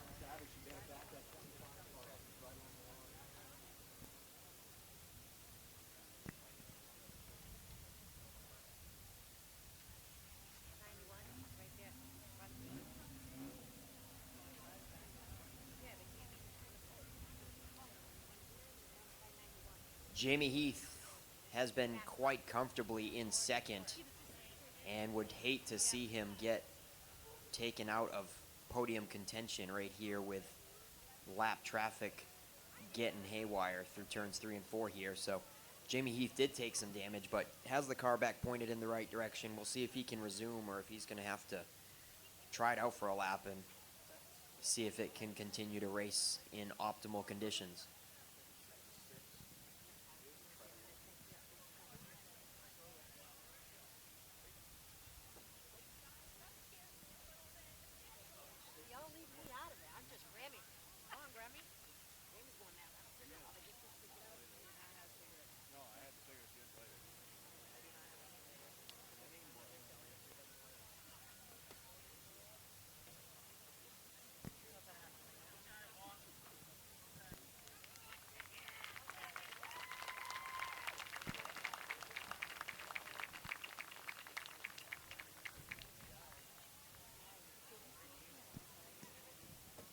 Yeah, unfortunately, don't have a name on this driver, number 44, but up out of the car and okay, no doubt shaken up a little bit, and also working on this 6 of Latrell Williams.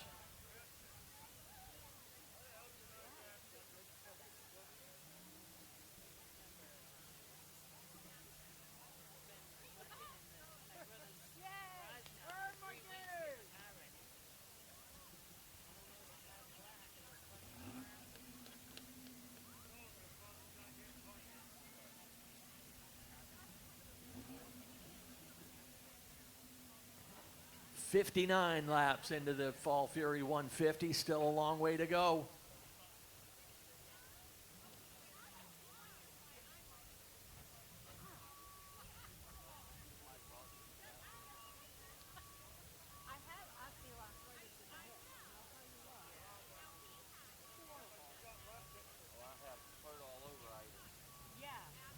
These enduro cars do have to have a certain degree of safety equipment on them, but obviously not to the level that our weekly racers have here. So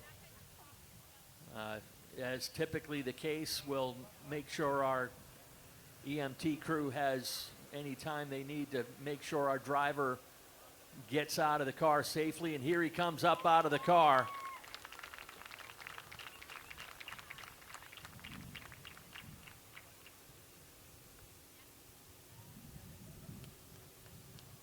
Good to see that he's getting out of the car under his own power, but no doubt he'll have to get a ride back to the pits and the ambulance just to make sure that he is in fact okay. All right, folks, let's get ready to go in 3, 2, 1. Give him the green.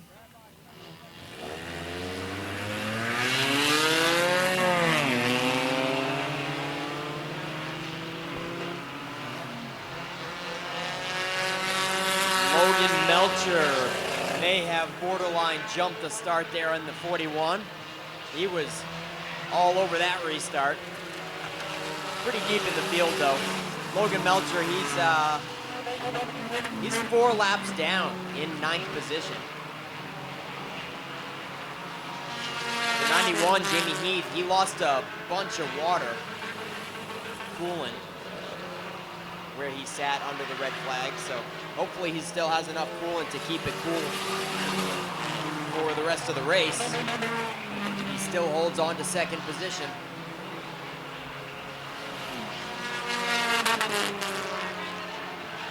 There's the 12X closing in on Jamie Heath. They have stayed a half a track apart for much of the recent laps of the race, but Jamie Heath was involved in that incident in turn 4, and it did slow him down before the red flag came out, allowing your leader, John Thurlow, in the 12X to close the gap and potentially put him a lap down.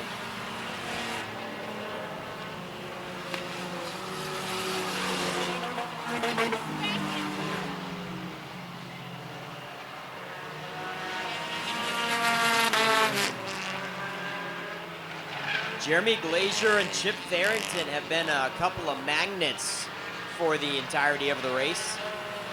Into turn 3 they go. They are still swapping the position for 3rd and 4th on numerous occasions.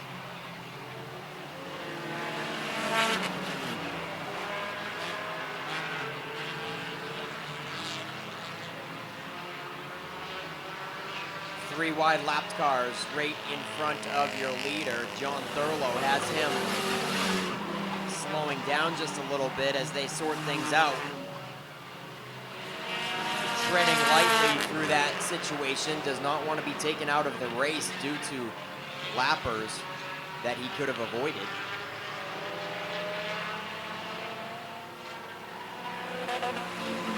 That is allowing Jamie Heath to pull back away. John Thurlow was closing the gap to put him a lap down, but Jamie Heath is now pulling back away up to his speed that he was before the incident, going just as fast as he was prior to. And they're almost at a half a track separated again. So it doesn't look like Jamie Heath is going to be going a lap down anytime soon. Him and John Thurlow are going to be the only 2 cars still on the lead lap, and Jamie Heath wants to keep it that way.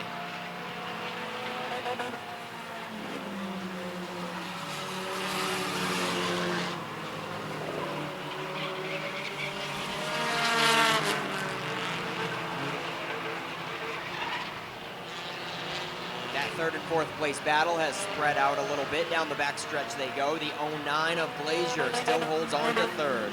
The 55 of Chip Farrington is 4th. And then the 18 is your top 5 car. We will try to find him.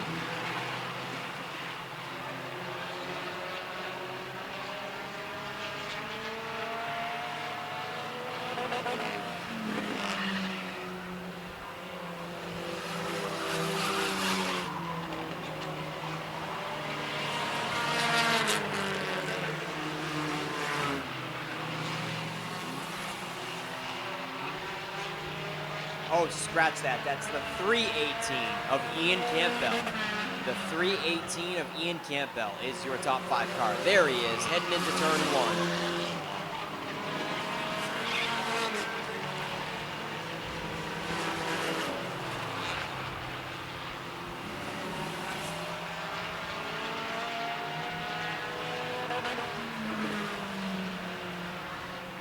Ian Campbell is the first car to lap down. Once again, he's in 5th place, and he is the first car that's 2 laps down. Glazier and Chip Farrington are 1 lap down apiece.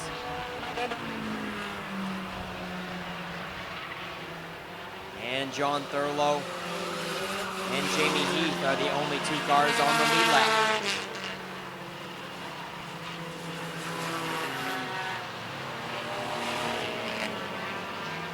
Next time around for John Thurlow is going to be halfway.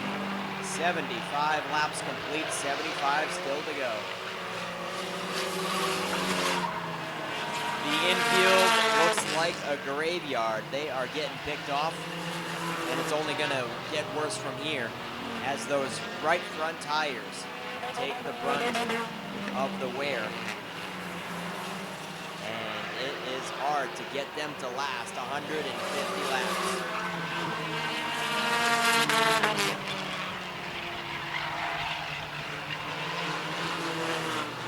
The 3rd and 4th place battle is not done yet. Logan Melcher posing a threat in the 41, having a little skirmish with Jeremy Glacier just moments ago, but Glacier finally breaks free. Chip Farrington had been able to utilize that to close the gap on him once again. Farrington still staying within 5 car lengths, but not that time. That was a bad 1 and 2. Got a little wishy-washy there, and Farrington loses ground on Glazier once again.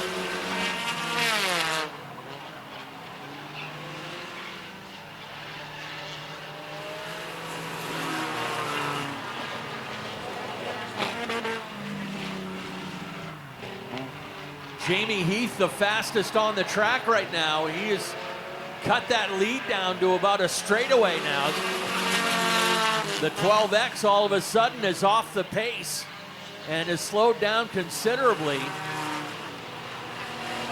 Jamie Heath now within 3 seconds of the leader. Jeremy Glazier is back on the lead lap, so that gives us 3 lead lap cars at this time. Yeah, Chip Farrington just got back on the lead lap in the 55. And here's the 12X. Your leader has got a flat right front tire, and he is out of the race.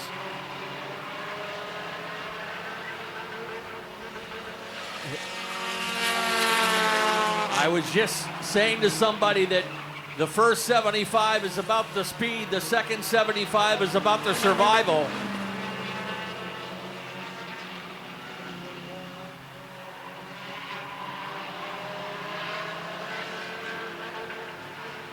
Jamie Heath in the 91s is now your leader. Remember, he was actually involved in that last caution, took a little bit of right front damage, but he has actually set sail in the lead now. 318, your 4th place car. Ian Campbell, flat right front tire, he's out of the race.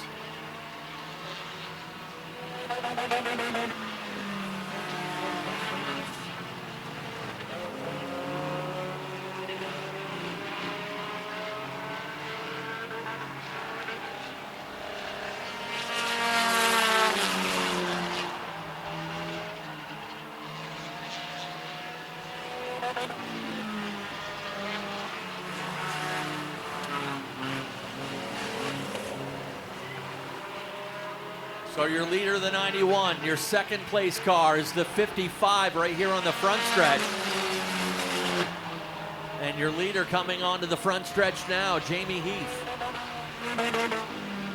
Jeremy Glazier 3rd in the 09. He and Farrington still haven't separated very much at all. They've been within a straightaway of each other pretty much the whole race.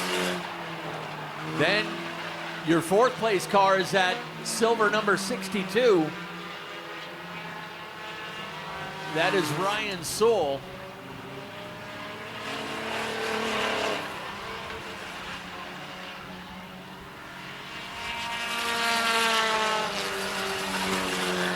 Third place car heading into turn number 1, our 4th place car that is, the 62. Then Phil Main Jr. right here on the front stretch heading into turn number 1. Phil Main running 5th.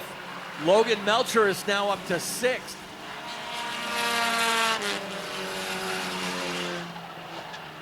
Logan is still down a couple laps.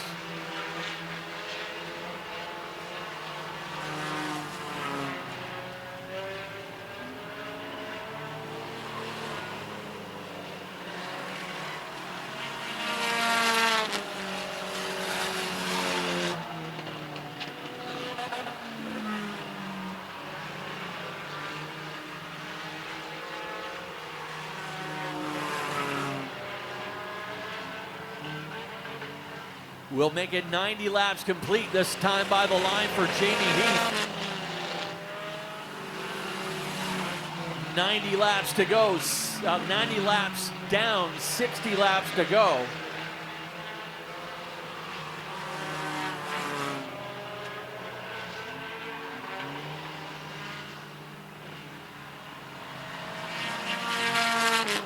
Gunnar Jocelyn has got himself up in the top 5 now, and that number 25 car now running in 8th position.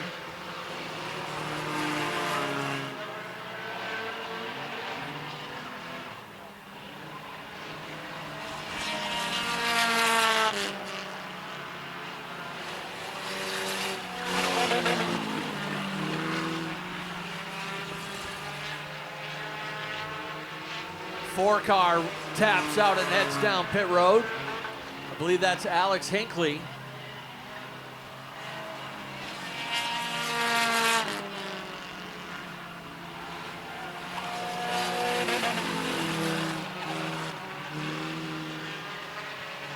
Ten car all of a sudden off the pace and heading down pit road.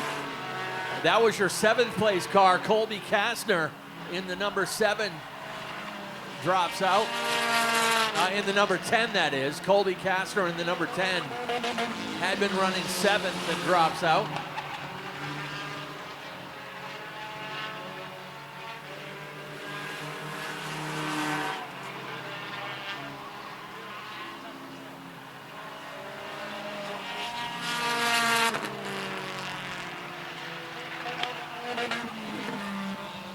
I believe you've got it's like 13 cars left on the track out of 46 that started.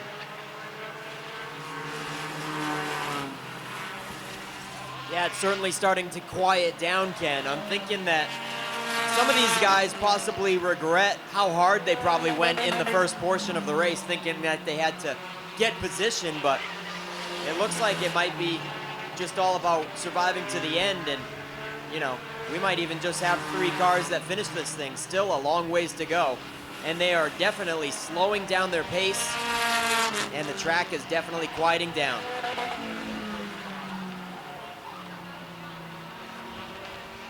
The 62 is having trouble. Looks like he's going to head down pit road. He was in 4th position, Ryan Sewell.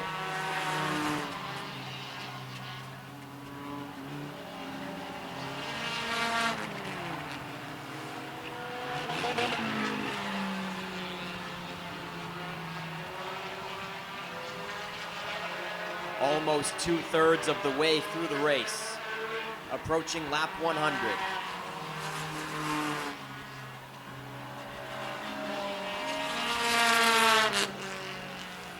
Jamie Heath in the 91 on the front side is your leader with 1 more lap till lap 100.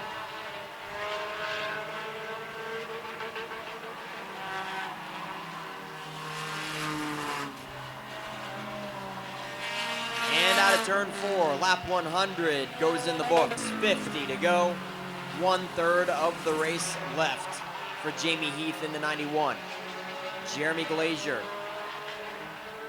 is 3/4 of a track behind him, but on the lead lap.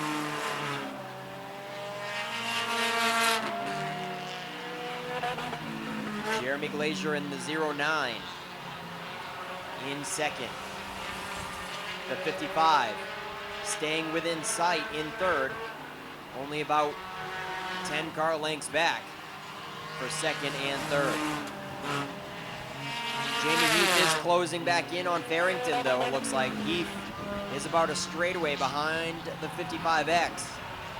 Farrington has been down a lap earlier in this race, but fought hard to get it back. But it might happen again here soon. Jamie Heath is closing in.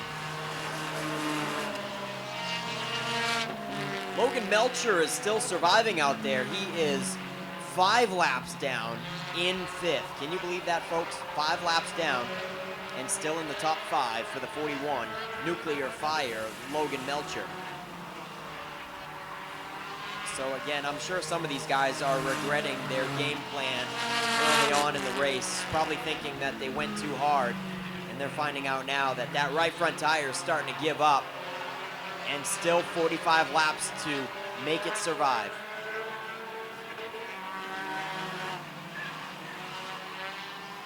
They are picking off like flies as another one goes up to the top and heads for pit lane. Another right front tire gets blown for a mid-packer, the 99. Phil Mayne Jr. was in 4th. Nope, that's the wrong 99. Mike Phillips, that's the 99 of Mike Phillips. That drops out. Phil Mayne Jr. still in 4th in the Pro Bodyworks number 99.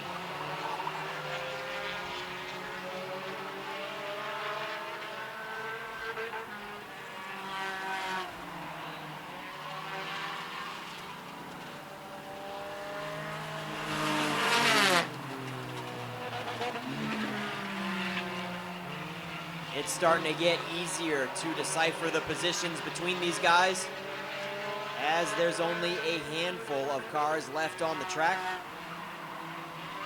Led by the 91, Jamie Heath. Closing back in on Farrington in the 55X. Jeremy Glazier in the 09 and Farrington have stayed near each other the entire way, and look at them now, 3 wide through lap traffic. The 95 down on the bottom, forcing Glazier and Farrington to go side by side around the top side. And Farrington takes back 2nd. This has been the story of the entire race. For some reason, these cars cannot stay away from each other. Farrington in the 55X and Jeremy Glazier in the 09, whether they are in 2nd or 3rd or flip-flopping the position, these guys seem to find themselves side by side at all times. Jamie Heath in the 91 is closing in. They can just about see him in the rearview mirror. Both of them were once 1 lap down to the early race leader, John Thurlow, but they fought hard to get their lap back. And they're currently on the lead lap, but Jamie Heath now is closing in. And Jamie Heath wants to be the only car on the lead lap.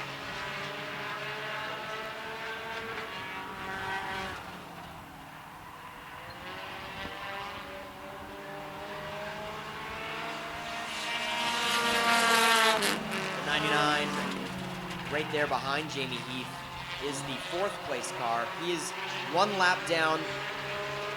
Well, he's actually 2 laps down to Glazier and Farrington, so it looks like he's relatively close to that 2nd and 3rd place battle, but he's actually an extra lap down apart from Glazier and Farrington, and way out of the mix there at the moment.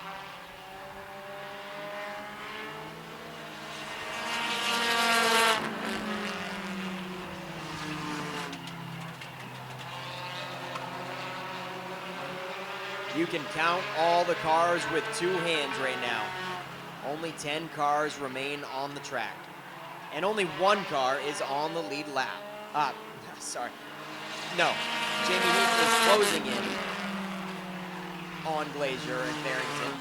They are still on the lead lap, but it doesn't look like it's going to be much longer. 35 laps remain.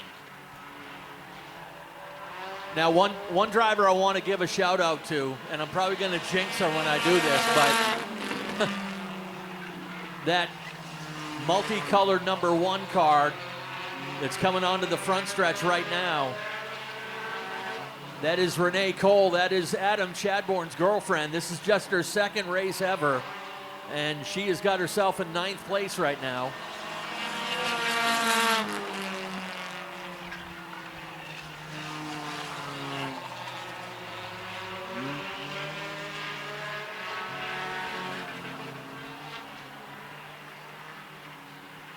Your top 3 cars all in the same picture frame right now, but 2 of them are about to go another lap down. Your 2nd place car, Jeremy Glazier in the 09, Chip Farrington in the 55. He's in 3rd, and you got the leader, Jamie Heath, right behind him. Jamie, a longtime mini stock driver at various tracks around New England, has run a handful of races here at Wiscasset over his career, and has won a few races here at Wiscasset over his career. But his car is not without damage. Got a little bit of tip in that left rear tire, and they said his radiator might be leaking. So far, the car not overheating on him. Logan Melcher doing a great job in the 41. He's in 5th place right now. Gunnar Jocelyn in the 25 is running 6th. That red number 77 runs 7th. Don't have a name on him.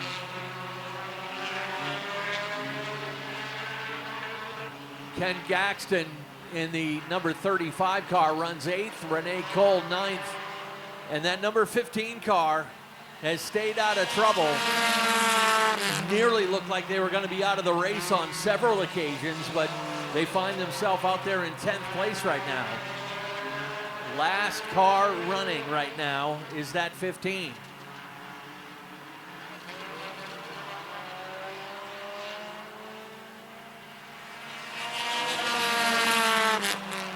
Second and third now side by side, right in front of the leader.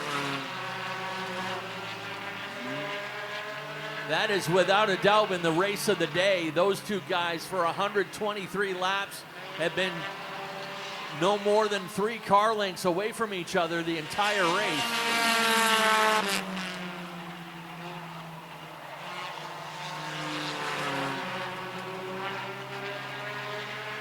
Chip Farrington ran with our Roadrunner division last couple years, including a couple races this year. Jeremy Glazier, longtime Strictly Street and Super Street driver. Jeremy ran last couple years here in the Strictly Street division.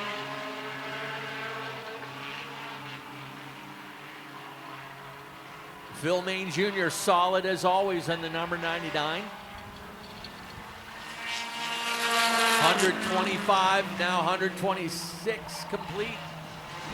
No, yep, 126 complete for Jamie Heath.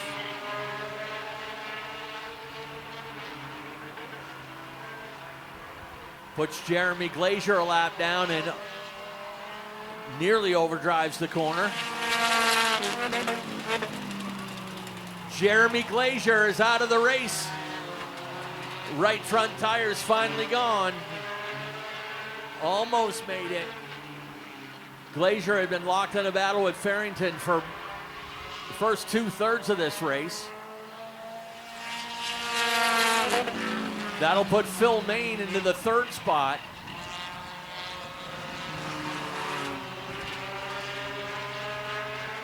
In one more lap. Phil was an extra lap down. So Jamie Heath, only car in the lead lap. Chip Farrington, the only car 1 lap down, and Phil Main and Logan Melcher are 2 laps down.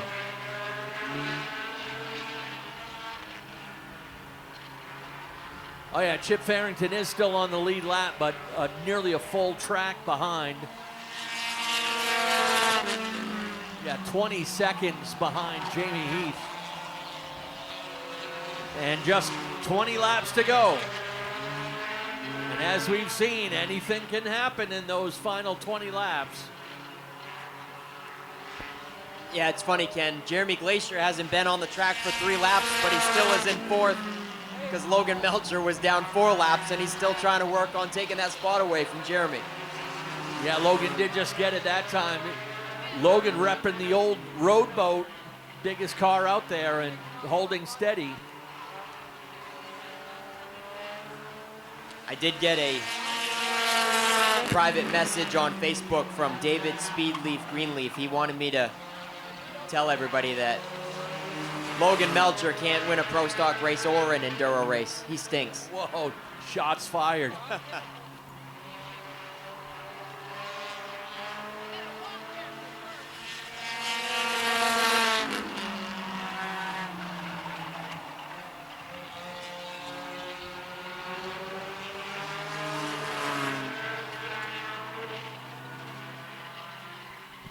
Not really any more racing for positions at the moment, but Farrington wants to stay on the lead lap. Not gonna happen. This time, Jamie Heath now is the only car left on the lead lap. Farrington in the 55X remains in second, but now 1 lap down. And we've got 15 laps to go right now at the line.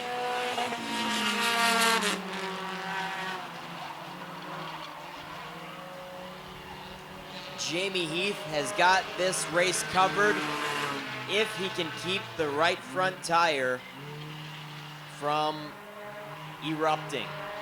That's the name of the game here. Might be time to start going a little easy for the 91. We saw that situation just take out the 3rd place car of Jeremy Glazier. He dropped out for a right front tire. It can happen to anybody if you don't preserve it.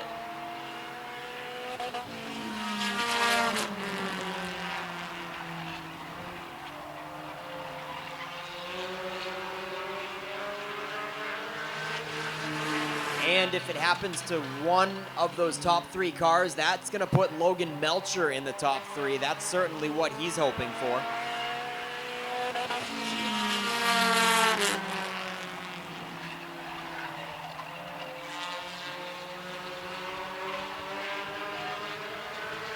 I think that's a Ford Fusion, Ken, that Logan Melcher's driving. It looks exactly like what I used to get dropped off to school with my mom in, a white Ford Fusion.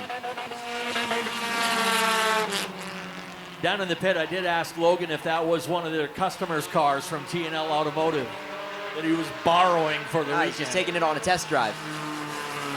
I just had to see if the repairs worked. Hey, 10 laps to go, folks. 10 laps to go on the number 91.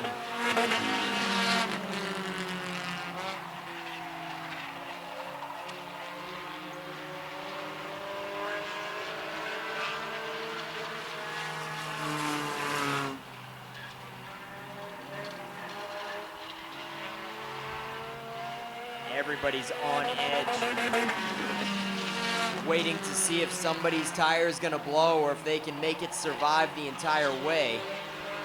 Yeah, Jamie Heath could actually drop out of the race right now and would finish no worse than 4th.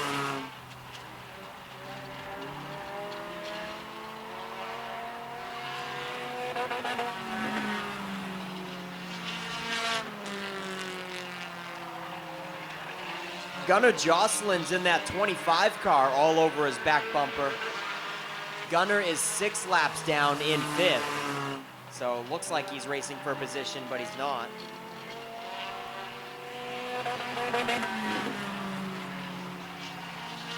Yeah, Gunnar Jocelyn, we talked about that a couple weeks ago. He just purchased Steve Jacoin's Pro Stock, right? So he's going to be going Pro Stock racing next year.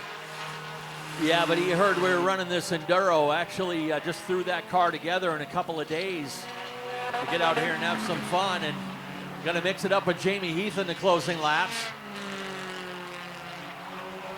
They'll have 5 laps to go when they get back to the stripe.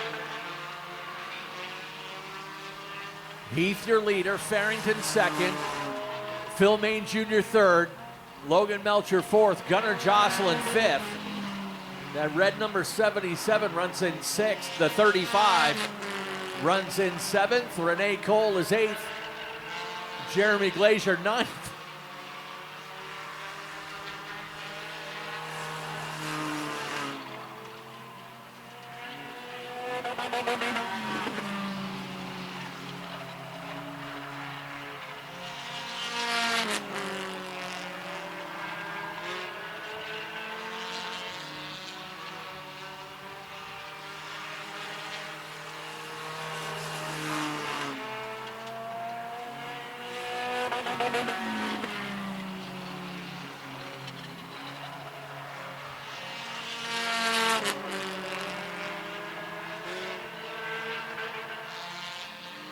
This time by 2 laps to go on the number 91.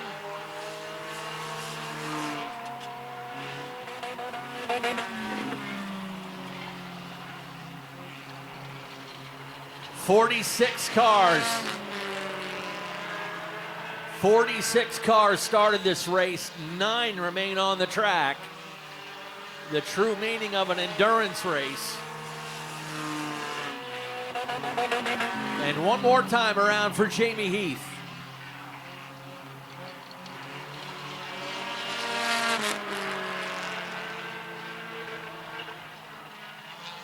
Final time down through turn 3 and 4. Checkers ready to wave. The Fall Fury 150 goes to Jamie Heath.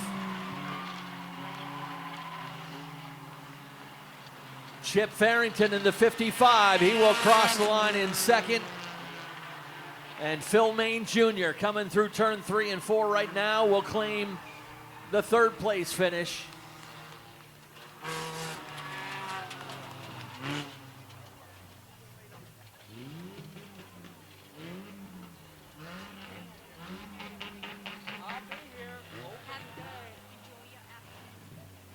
And folks, that is what an endurance race should be like. You got to make it to the end. Great job from all of our drivers. We made it under the 90-minute time limit.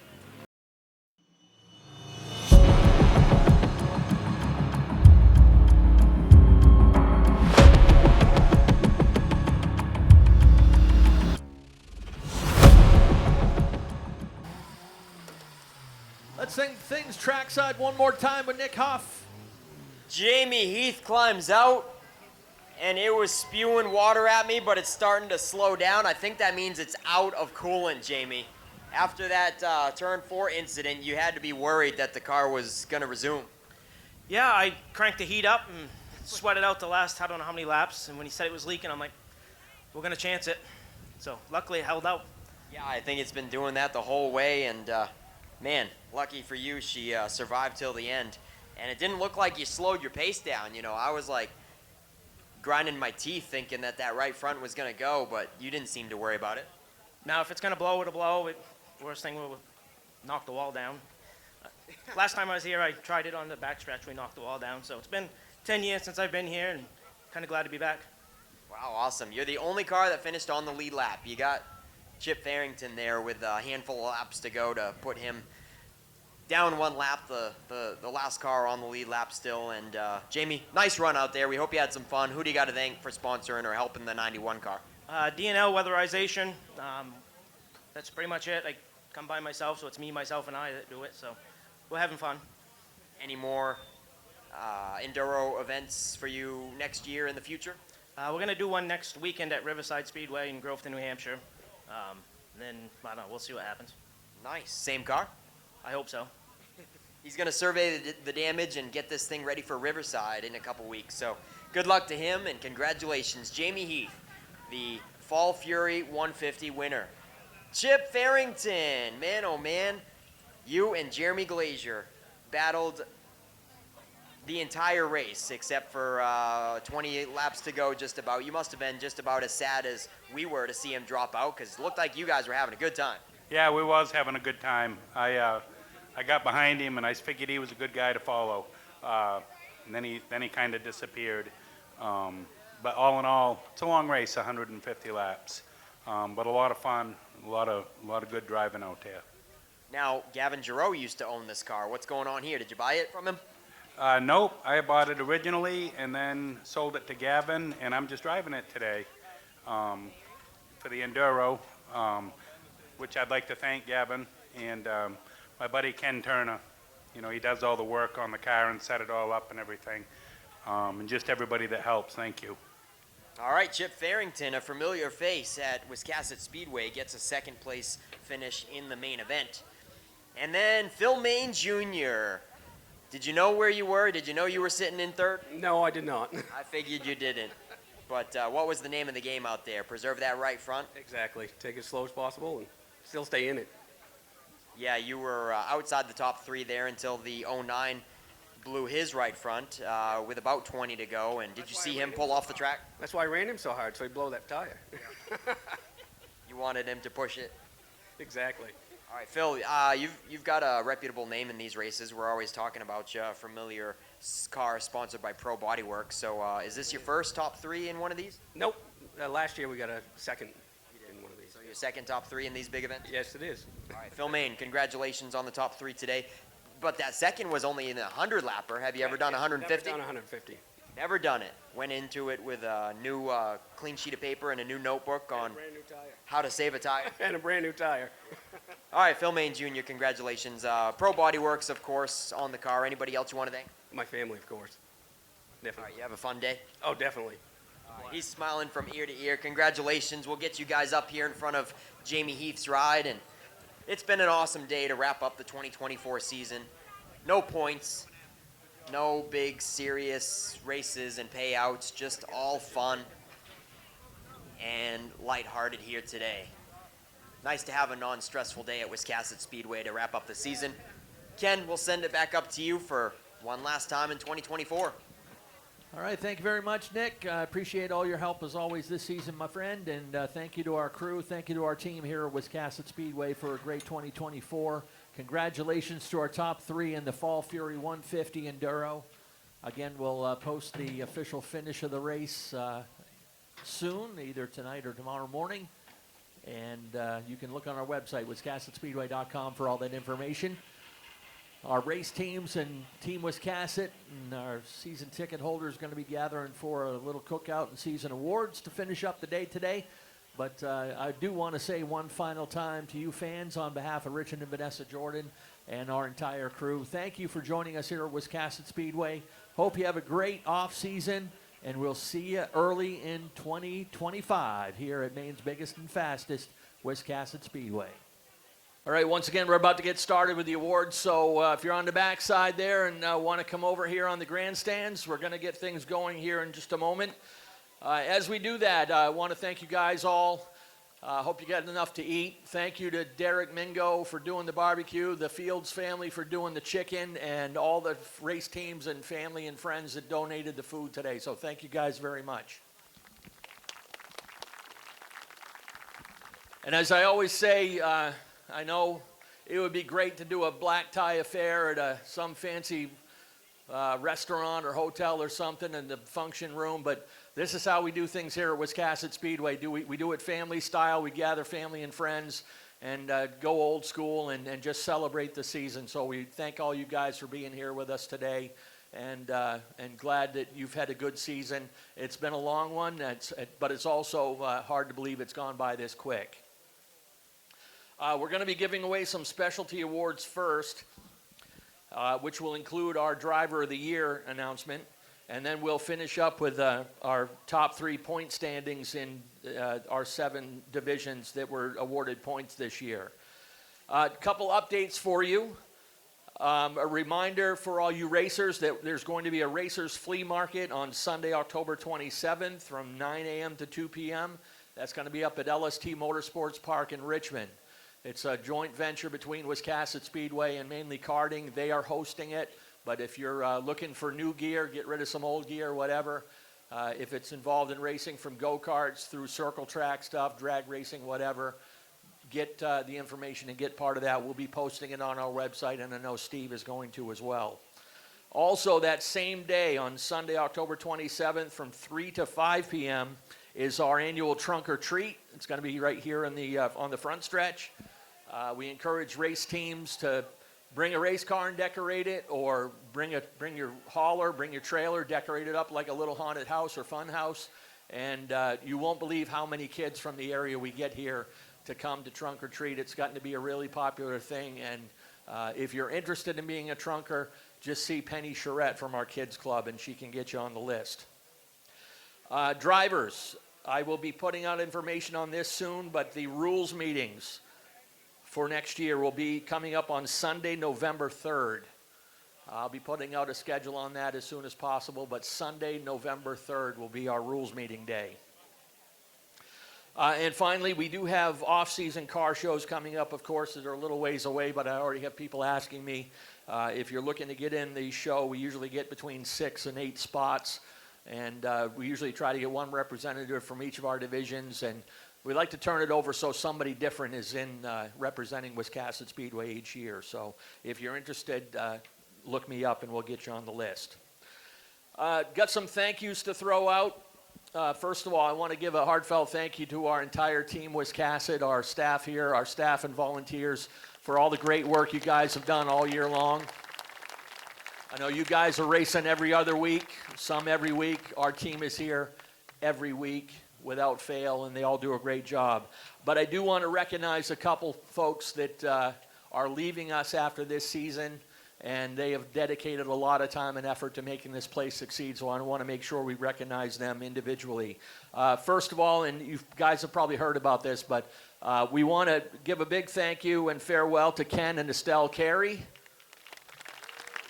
Ken has been our landscaper here at Wiscasset Speedway for the last several years and keeps this place looking beautiful, and Estelle runs 50-50, works the pit gate, and does a great job here as well, so thank you to them.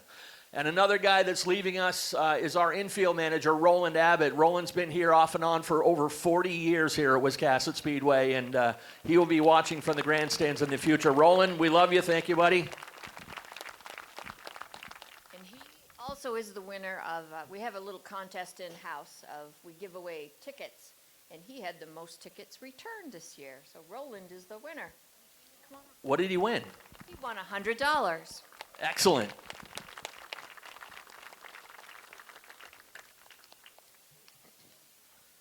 I also want to thank our friends from the Wiscasset Fire Department, EMS, and Police Departments for helping us. And a big thank you to our donors as well. Our sponsors on the billboards, race sponsors, division sponsors, and everything. It takes a lot of different businesses to help make this thing happen. We'll be giving away our Promoters Award and Volunteer Award. And also, where's Penny? Penny Charette, come on down. I want you to make your announcement again. I know you announced it during intermission, but so why don't we do our Promoters Award first, and I think it's right up here. Dig in that pile and find me the Promoters Award. And we're going to do our Volunteer Award too.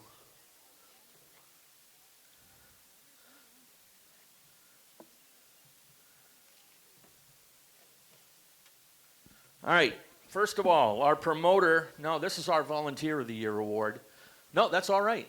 I'll do this one first. This person has done a great job volunteering. Yeah, you wait over there. This person has done a great job over the years here at Wiscasset Speedway, and a little idea several years ago turned into a big thing that really helps make this place tick and kind of ensures the future of this sport here at Wiscasset Speedway. So I'm going to give the Volunteer of the Year award to Penny Charette. Penny runs our kids club. And Penny, first of all, congratulations. And now I will let you give the total on the fundraiser again. I want to thank everybody that helped out with the Racing Cancer fundraiser that we have. This was the 6th year. I started this back 6 years ago in memory of Sean Gilly, who was a racer here. It's grown every year thanks to all of you. This year we overpassed the $70,000, but as far as overall total.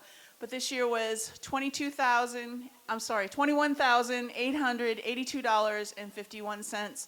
That's going to the Dean Snell Cancer Foundation, helping people live with cancer. All right. And congratulations, Penny.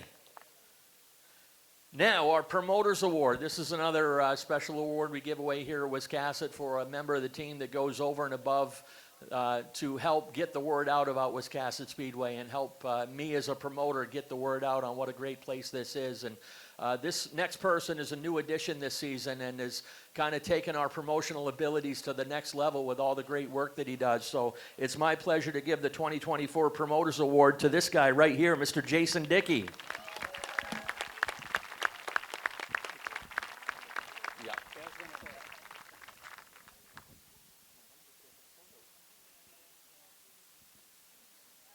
Take your own picture.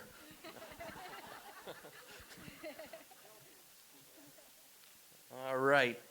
Now, our season review real quick. I always like to do this because I'm that kind of stat geek. But this season we had 250 cars compete here at Wiscasset Speedway. We had 81 different heat winners, 43 different feature winners, and 93 different drivers took home trophies this year. So another solid season here at Wiscasset Speedway. So let's go ahead and start handing out some of the superlative awards. Let's start out with improvement. Is that it? Was I right? Yes. All right, we'll start with the Chestnut Auto Roadrunners. Most improved driver for 2024 is Kerrigan Glazier.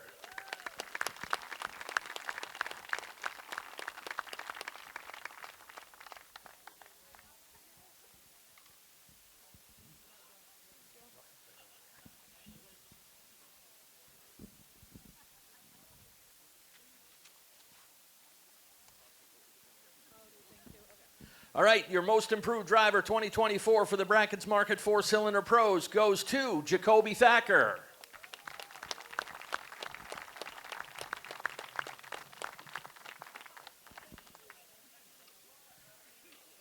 We jump up to the Portland Glass Strictly Streets. Your most improved driver for the Strictly Streets is Landon Tapley.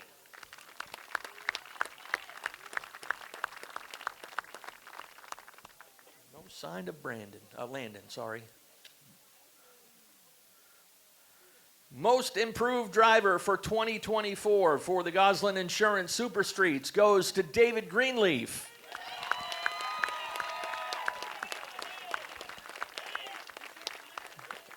Everyone's happy because it finally didn't say Perseverance on it. We were going to name that award after him.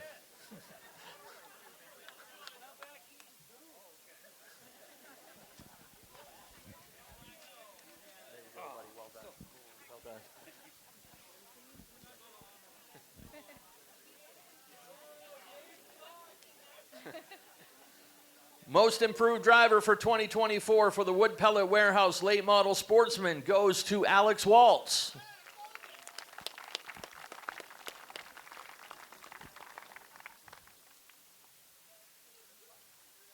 And most improved driver for 2024 for the Norms Used Cars Pro Stocks goes to Andy Gilbert.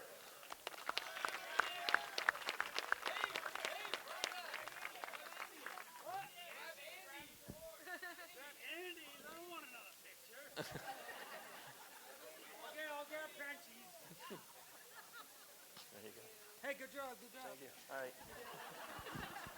you. All right. Well, let's go ahead to Perseverance. Yeah, this is the Dave Greenleaf Memorial Perseverance Award. This award is given, we used to call this hard luck, but it's really more about hard luck. It's more about what you do when you are presented with hard luck. So this award actually has a positive spin to it. So our Perseverance Award for the Chestnut Auto Roadrunners for 2024 goes to the one and only Jarity.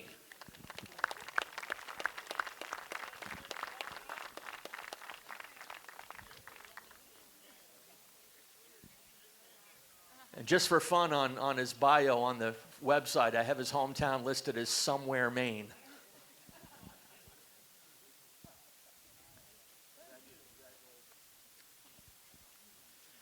Your Perseverance Award for the Brackets Market 4-Cylinder Pros goes to Max Parlin.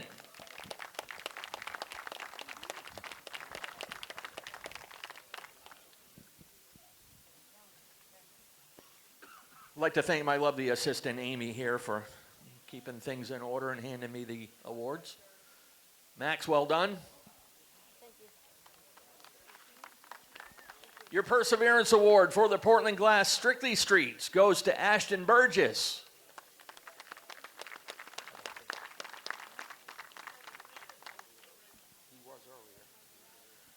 For the Goslin Insurance Super Streets, your Perseverance Award is not going to David Greenleaf. This year, it's going to go to James Osmond.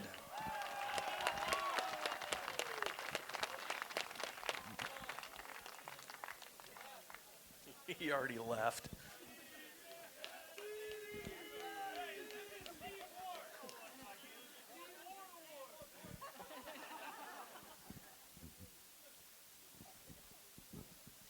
By the way, I do want to speak nicely of James Osmond. He was one of the top award winners, or actually fundraisers for the Dean Snell thing. He rode, I believe, 105 laps around this racetrack on his bicycle that day. So, well done. Perseverance Award for the Wood Pellet Warehouse Late Model Sportsman goes to Chad Dow.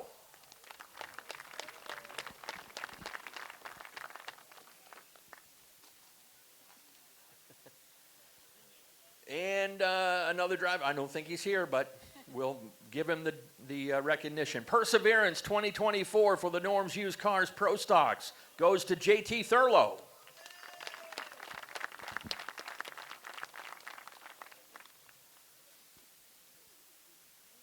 Let's move on to sportsmanship. I like sportsmanship.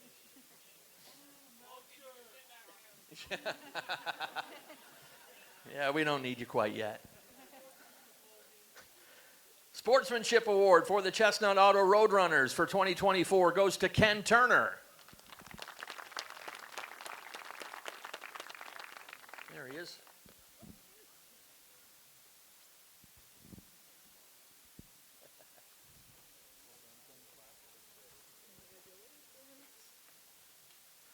Your Sportsmanship Award for the Brackets Market 4-Cylinder Pros for 2024 goes to Chastity Shorty.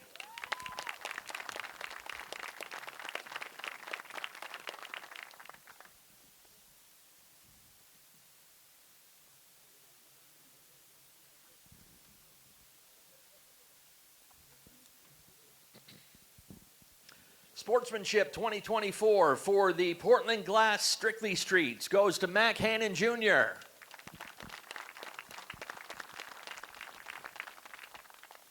And trust me, in a class that size, it's hard to be a good sportsman and make your way to the front, but this guy's always done it with class, so good job, Mac.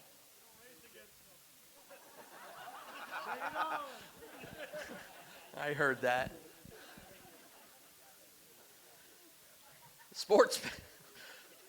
Sportsmanship Award for the Goslin Insurance Super Streets 2024 goes to Nick Morton.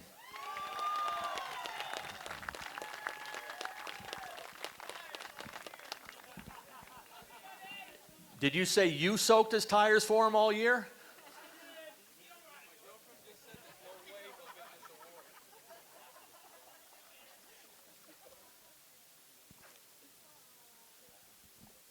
For the TNL Automotive Modifieds, your 2024 Sportsmanship Award goes to Scott Tucker.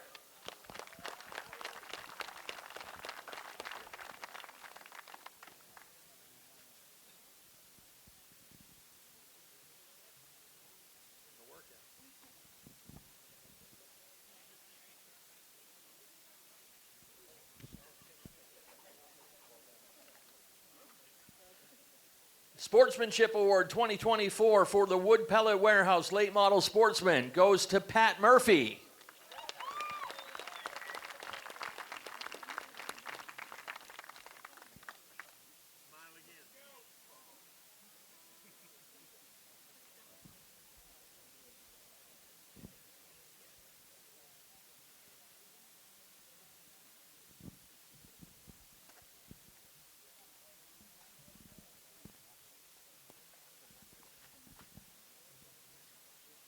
And your Sportsmanship Award 2024 for the Norms Used Cars Pro Stocks goes to Nick Calvert.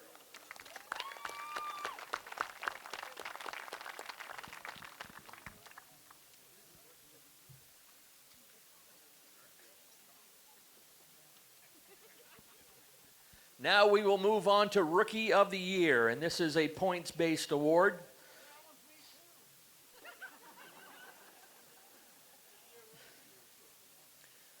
Rookie of the Year Year 2024 for the Brackets Market four-cylinder pros is Max Parlin.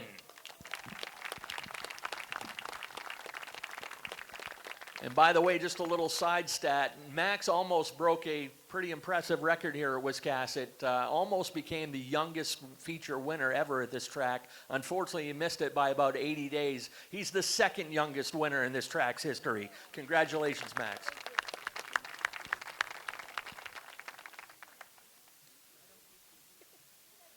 Rookie of the Year for the Goslin Insurance Super Streets goes to Landon Tapley.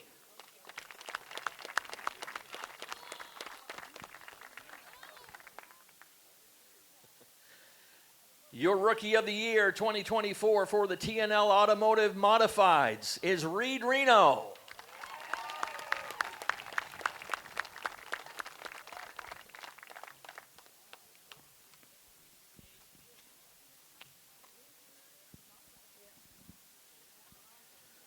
Now with our top two divisions, we didn't have a whole lot of rookies running, but these guys definitely did a good job and definitely deserve the recognition. Rookie of the Year 2024 for the Wood Pellet Warehouse Late Model Sportsman is Jeremy Turner.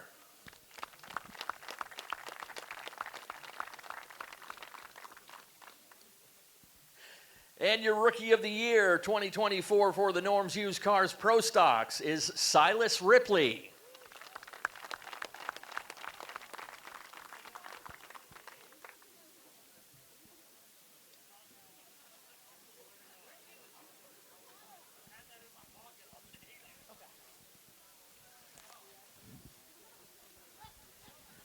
All right, our last three awards here are specialty awards recognizing special excellence.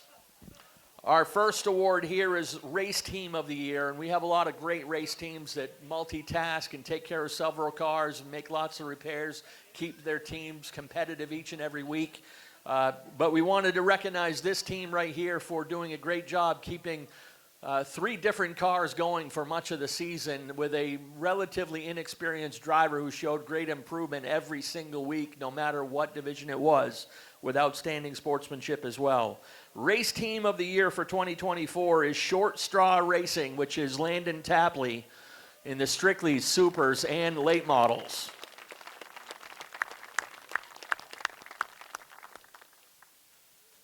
Now, your Racing Spirit Award. And this is a special award that we like to recognize folks, we kind of say that do it for the right reason. Obviously, people are here to win. People are here to win trophies, win prize money. But the Racing Spirit Award is if you took all that stuff away, would these guys still be happy racing here? And we've had many different levels of drivers. One of the early winners was somebody who had one top five in 20 years, but loved to race every time. We've had multi-time winners and champions win it. People who get it for the big picture. I kind of chuckle when I give it to these. There's actually two guys that are going to win this award because you always find them in a pair. But they do it for the right reason. They're here. You can see their enthusiasm every time they're here to race. And it gives me a chuckle and sometimes a little bit of pain to announce your Racing Spirit Award for 2024 goes to David Greenleaf and Nick Morton.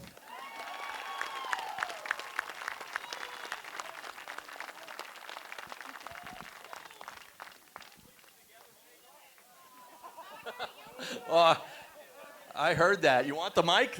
I got some good material coming from over there.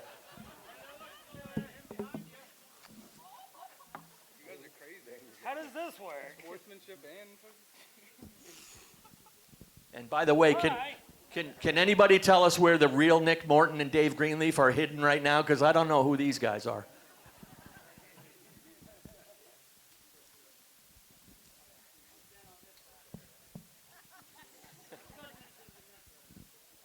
And finally, our Ron Bryant Integrity Award. This is another special award here at Wiscasset Speedway for, we call it for people who do it the right way and do it with integrity. And this is one that always takes probably the longest to come up with a winner because of what Ron Bryant represented when he was here with us at Wiscasset Speedway. Of course, we lost Ron several years ago. He drove that big old bus with a smiley face on the back and it said, have fun, go racing. So We've given this award away most years since his passing. So this award will go to a gentleman who does it right. He does it with integrity in everything he does, from the business he runs to the race team he runs to how he represents himself here at Wiscasset Speedway. So it gives me great pleasure to give the Ron Bryan Integrity Award to Steve Ward.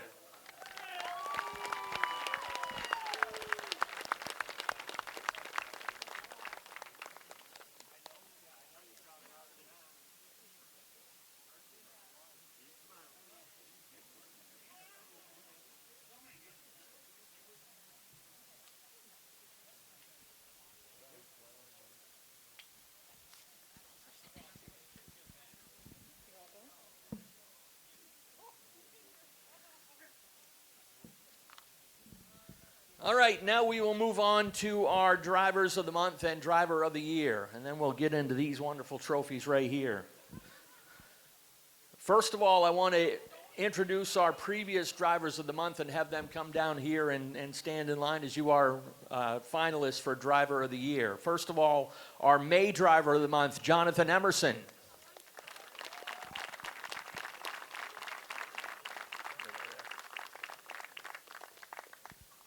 Our June Driver of the Month, Dan McCaig Jr.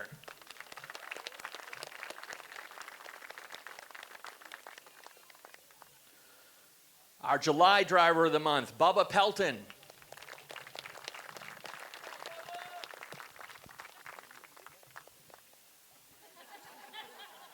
And not sure if he's here, but our August Driver of the Month was Nick Hinckley.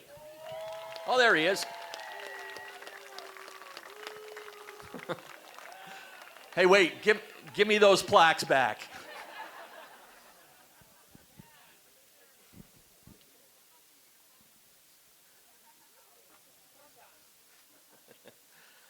So first of all, I have here our September Driver of the Month. And again, the things that go into this is not only what our drivers do on the track, but it's how they represent their race team in Wiscasset Speedway out of the car. This next driver is a driver who's been a champion. He's mid-pack. He's one of the most solid drivers in his class, but he's turned also into a outspoken veteran presence in his class, always looking to make the division and this track better, which we really appreciate. And much to how we talked about Nick when he won the award in August, this is a guy who should be recognized as Driver of the Month every month, but somehow gets overlooked, much like Nick did. And we want to make sure he gets his recognition today. So our September Driver of the Month here at Wiscasset Speedway is Zach Emerson.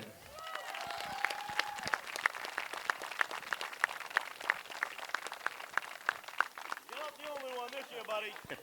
Zach, turn around here for a second. Just as we did with these guys, I want to give you an opportunity to thank the folks that get you here every week, and what your thoughts about running with such a big class and how it's grown.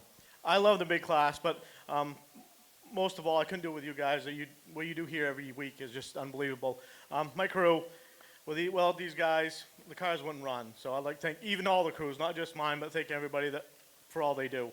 But yeah, like I said, we don't have a lot of sponsors on my car, but we get the job done for as little as we do.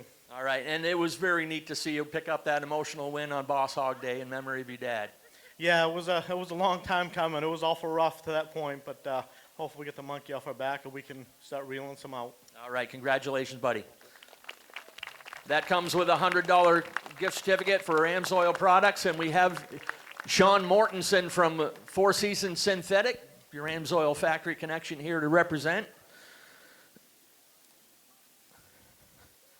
And now I have this bad boy right here.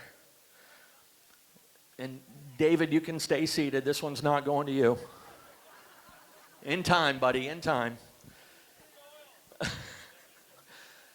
Again, these are all great representations of what the best of Wiscasset Speedway is. We like to say if we could put out one driver to represent what this track means as far as ability on the track, sportsmanship, improvement, cooperation, the best representation of what our track is, any one of these guys could easily fill that spot, and more that are here in the grandstands. But we always like to single out one that excels in everything that this trophy means.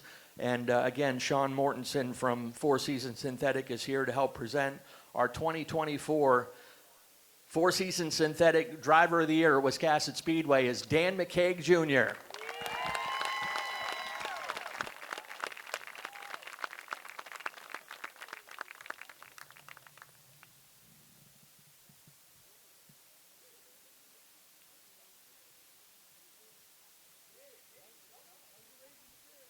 I could still yell. There you go. Dan, hey, what are you doing, buddy? How you feeling? Great. I'm feeling great. I mean, there's a lot of drivers. They all deserve it too. But, I mean, it's been a great year for us, so it's amazing. Yeah, and talk about what it feels like to make history. You know, you're now just the third driver in this track's history to win a championship in more than one division in one season. So a lot went into it, and they are two entirely different kinds of cars. Yeah, I mean, both classes is very competitive, and I mean, Josh St. Clair, when we came here, I was looking up to him, and to be next to him in line for this is amazing. So, I mean, it's not easy, but all the cards fell in place, and it went good for us. So. Well done, and who you want to thank for this? Well, first, my family, they do a lot for us, and then my dad, he does a ton of work. He's always doing something. My brother for spotting, he does amazing, and then all my sponsors, they do incredible work. And what was your thought about your grandpa being out there racing today? It was good. Well, I was a little late. He was in the lead, and then I got here, and then it was bad, so I think it's my fault, but yeah. All right, well, you take this thing home and show it off to him every chance you get. Lyman, it was good to see you out there. Your driver of the year is Dan McCaig Jr., and congratulations to all of our finalists.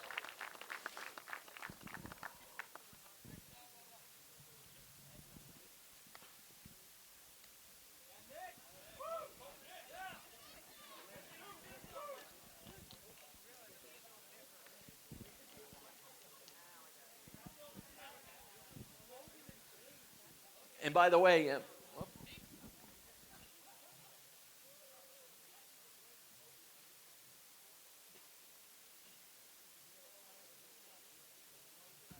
right, just wanted to verify because Sean Mortensen is Lee Mortensen's son and has now taken over the business, so you will have continued support as always from Four Seasons Synthetic. But I just wanted to double check and make sure. But with that award comes a full season oil and lubricant sponsorship from Four Seasons Synthetic, so all their stuff is covered. Compliments of Four Seasons Synthetic. Now let's get on to our top three awards for each of our divisions. Third place in the, this is the Chestnut Auto Roadrunners, by the way. We had 30 different cars compete and had 4 different feature winners. Third place goes to one of the most improved drivers with 3 top 5s and 2 top 3s, a career best second on September 20th. Also threw in 2 heat wins. Third in points goes to Kerrigan Glazier.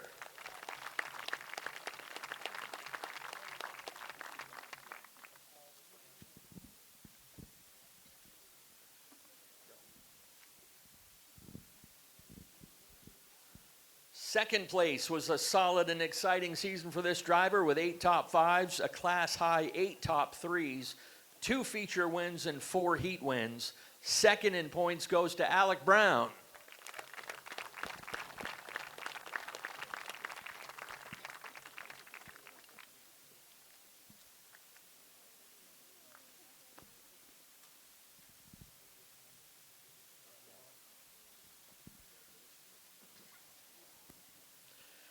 And your champion, the division's steadiest driver, turned in 8 top 5s, 7 top 3s, a division high 6 feature wins, and did it all with outstanding sportsmanship. Your champion for the Chestnut Auto Roadrunners is Kyle Enman.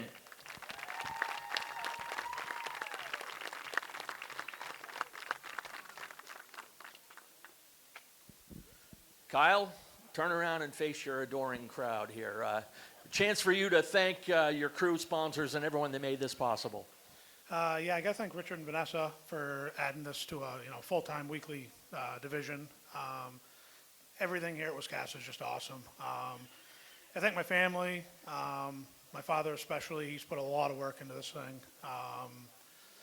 My wife and kids, they sacrifice a lot every week. Yeah, my sponsors. Yeah, everybody. All right. Well, congratulations once again. Kyle Enman, your 2024 champion.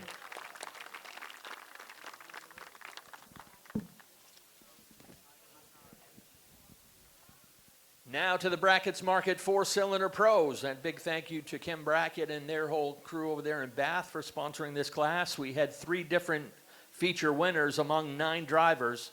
It was a dominant season for the champion in the process.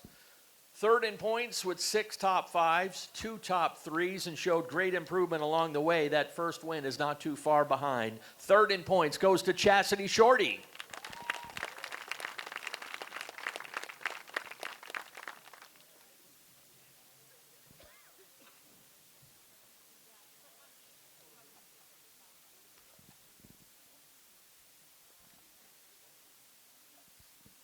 Second in points with 9 top 5s, 8 top 3s, a pair of feature wins, 2 heat wins as well. Even though he missed 1 race, he still finished second in points, and that goes to John Rickey.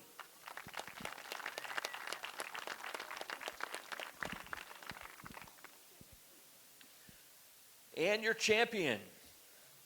This kid turned in 11 top 5 finishes in 11 races, 10 top 3s, had a track high 8 feature wins, and it also turned in 2 heat wins.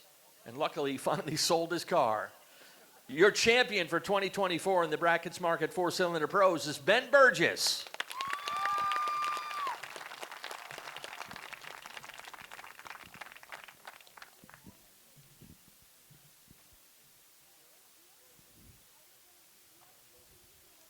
All right, Ben. This is the last time you got to talk on the microphone this year, and I'm sorry it's not Nick. But talk about your season. It was a dominant year, but you still had some drivers that gave you a lot of good competition. And what do you think? Yeah, I had a lot of fun this year. Learned quite a bit. Got more involved with racing pretty intensely. And who you want to thank on this championship? My dad. He's the brains. My grandfather. He's cool. Yeah, I guess he's the brains now. My cousin Cole helps every week. All the sponsors. My grandmother. All right, excellent job. Congratulations once again. Back-to-back championships for Ben Burgess. Now for the Strictly Streets, the Portland Glass Strictly Streets, and a big thank you to Keith Russell and the whole crew at Portland Glass for sponsoring this division once again. This class boasted 53 different competitors this year with 6 feature winners, 14 different trophy winners, and once again we had 40 cars enter the Strictly Shootout this year, which is the biggest field of the season. Third place, the reigning division champion, had another typically solid season, 5 top 5s, a pair of top 3s, and got a feature win on August 11th, plus threw in 1 heat win, all while showing outstanding sportsmanship. Third in points, Mac Hannon Jr.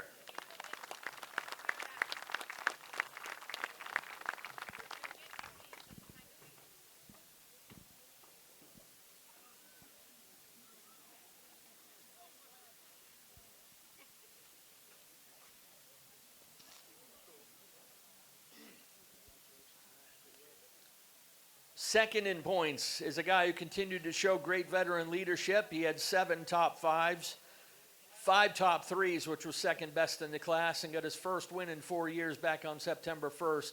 Again, all while showing outstanding sportsmanship as well. Second in points is Zach Emerson.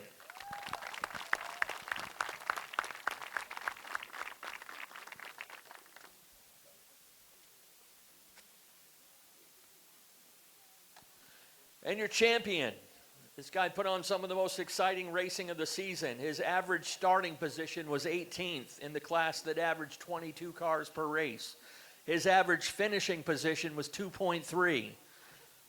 Top 5 finishes in all 10 out of the 11 races. 9 top 2s in 11 races. Had a class high 4 feature wins and 6 heat wins. Your champion for the Portland Glass Strictly Streets is Dan McCaig Jr.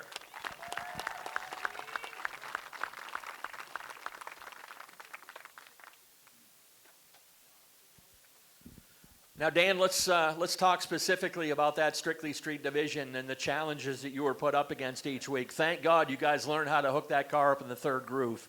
Yeah, I mean, since week 1, the car was just super fast, and I mean, we didn't have to change much, and we found something that we liked, and I mean, the competition's crazy. It was pretty challenging to come up through the field, but you know, I worked third groove, found that, and I think I like it up there. So yeah. And I think it was quite an exciting combination, you and your twin brother Sean, hearing him on the radio with the videos that you guys posted about him talking you through those challenging races. Yeah, he gets pretty excited, so it helps me, you know, stay up on the wheel, and it's awesome having him on the mic. It's great. All right, congratulations.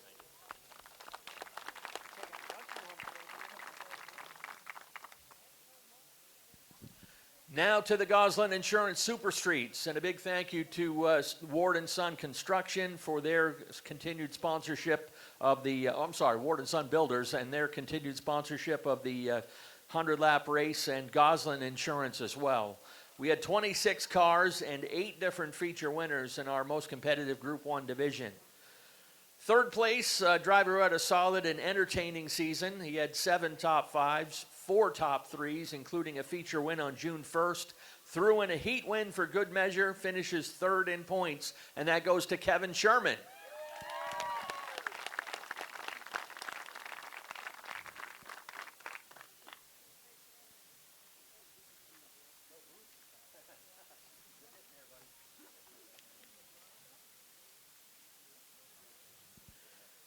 Second in points is one of the division's most improved drivers. He had 7 top 5s, 6 top 3s, which were second best in the class.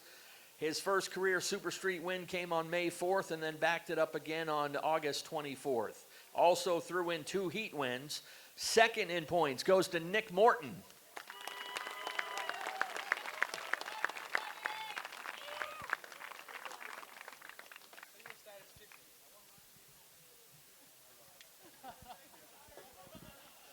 He caught me in a lie. And I always tell people, I make up half of what I say. You just have to figure out which half it is, and he just caught me. He did have a win last year. And your champion is an exciting driver to watch each and every week. It didn't take him long to adjust to the demands of Wiscasset Speedway. He had 8 top 5s and 7 top 3s, which were best in the class. His 3 feature wins and 4 heat wins were also best in the class. Add into that, one of those wins was a 100-lapper on Wiscasset's birthday night. He added July Driver of the Month for good measure. He's a former champion down at Beech Ridge Motor Speedway, and now he has a championship here at Wiscasset Speedway. Your champion for the Goslin Insurance Super Streets is Bubba Pelton.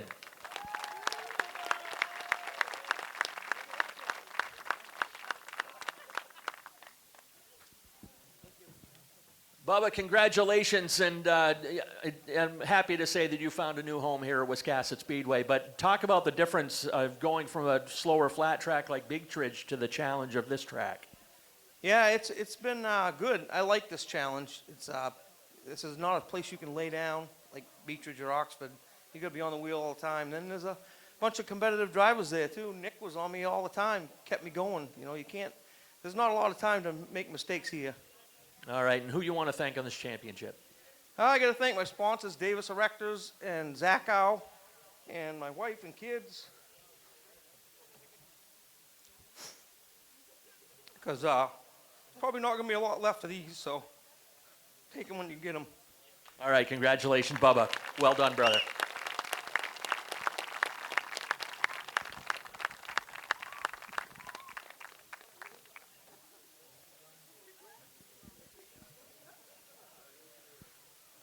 Now to your TNL Automotive Modifieds. A big thank you to the Melcher family and TNL Automotive for sponsoring this division once again. We had 14 drivers and 5 different feature winners. The class was dominated by the top 2. Third place in points was an exciting driver to watch, impressing fans and fellow racers in his first year in the Modifieds.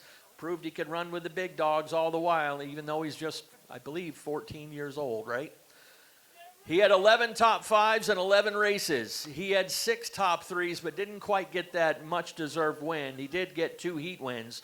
Third in points goes to Reed Reno.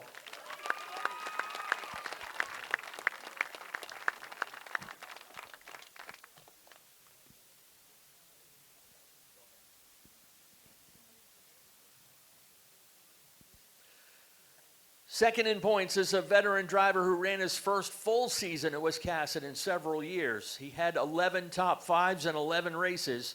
The only finished off the podium 2 times. His 9 top 3s were best in the class. He did have 2 feature wins and 2 heat wins and brought the fight right to the last day of the season. Second in points goes to Chuck Colby.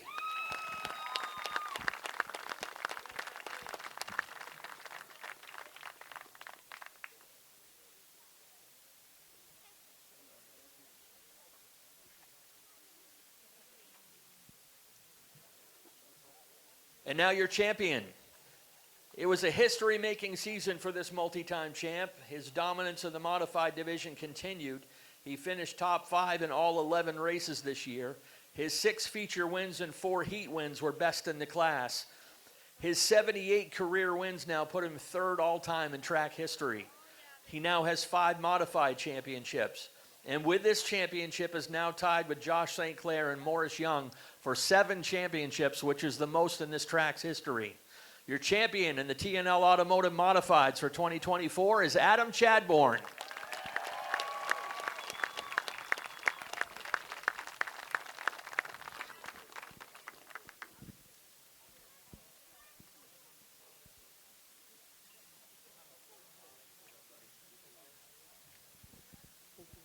All right, Adam, a couple of questions for you.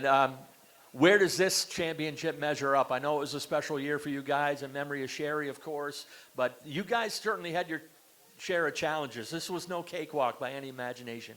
No, definitely not. We had a lot of trouble with trying to get the new car together, and I feel like we finally got it towards the end, but I feel like we kind of deserved, the old car deserved one last good season. Absolutely. And who are you thanking on this championship? I'm going to thank my dad. He's there every week, puts in a lot of hard hours, runs a lot of the ideas and things that are important. A lot of hard hours. I thank my crew, Jeremy, Don, Dave, Alex, my girlfriend Renee, my mom, you guys for putting on a great show every week, and my sponsors. All right, and one extra question because of where you now are getting up that ladder. How does this championship measure up and the company that now you're keeping in the history of this racetrack? Oh, I raced with a lot of the top acts in a lot of the divisions. They're kind of spread out now a little bit more, but I mean we run with the top of the division all the time, and I really feel like some new competitions coming in, which is good. I'm happy to see that Reed Senwell, right, young as he is, I think he's already a little better than Nick, maybe. And I don't know, just I'm happy to have a good field of cars to race with. All right, congratulations, Adam Chadbourne. Now to the late model sportsmen. A big thank you to James and Steve Barker and the Wood Pellet Warehouse for sponsoring this division once again. This class had 42 different drivers with 7 feature winners, 17 different heat winners this year. 3rd place in points, this veteran made the commitment to run a full season this year, and it paid off with a nice 3rd place finish. He tied for the class lead with 10 top 10s. He had 6 top 5s, 5 podiums, and won a feature on the season finale. 3rd in points goes to Shane Clark.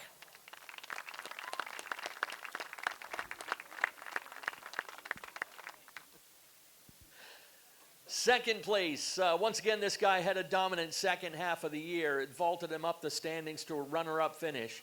He tied for a class high in 8 top 5s, led the division with 6 top 3s and 4 feature wins, and winning 4 of the last 6 races of the season in this class.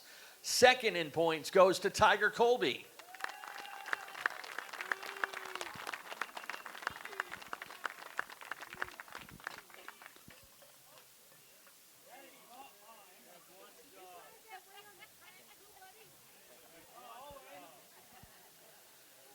And your champion, this veteran racer proved once again that consistency is the key to championships. He led the class with 8 top 5s, 3 of those were podium finishes. He had 2 feature wins, but his class high 4 heat wins are perhaps what made the difference. Despite starting deep in the field nearly every race, he always managed to methodically and patiently pick his way into contention. He's a multi-time champion at Unity Raceway, and this year marks his first championship here at Wiscasset Speedway. Your champion for the Wood Pellet Warehouse Late Model Sportsman is Frank Moulton.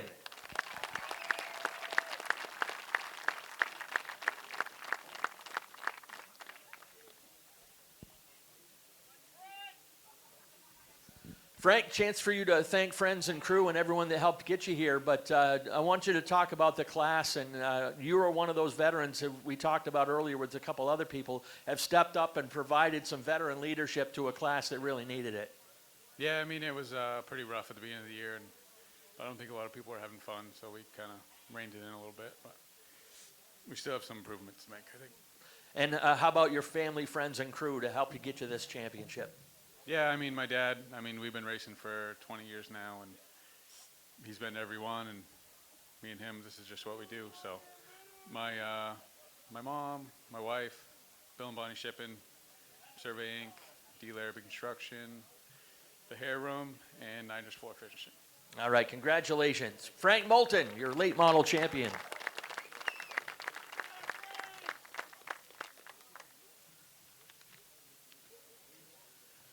And now to the Norm's Used Cars Pro Stocks. A thank you as always. Oh, geez. A thank you as always to Norm Sherman and his dedication to Wiscasset Speedway and specifically sponsoring this division. We had 50 different drivers in the Pro Stocks this year, 6 different feature winners. Don't let him stray too far. Third place in points, once again living by the old adage, if you can't win the show, be the show. Let him know you were there, whether it was on the track in Victory Lane or on the mic. He picked up on the mic up in the booth. He picked up his lone feature win on July 15th, tied for a division high of 11 top 10s. He had 8 top 5s and 4 podium appearances. Your third place in points goes to Logan Melcher.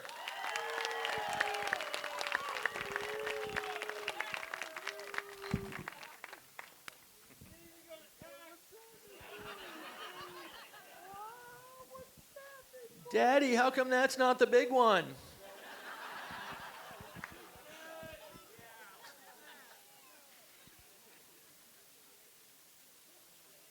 By the way, he did an awesome job filling in for Nick Huff up on the mic. We have a blast. He does a great job. I think he has a future after he gets done racing in a couple years. Second in points, another solid season for this multi-time champion. A DNF on opening day and a late season mechanical issue perhaps prevented him from his 5th title. He did have 5 podium appearances. 3 of those were feature wins, which was second best in the class. And his 4 heat wins were best in the class, always showing outstanding sportsmanship, and picked up honors as August Driver of the Month. Second in points goes to Nick Hinckley.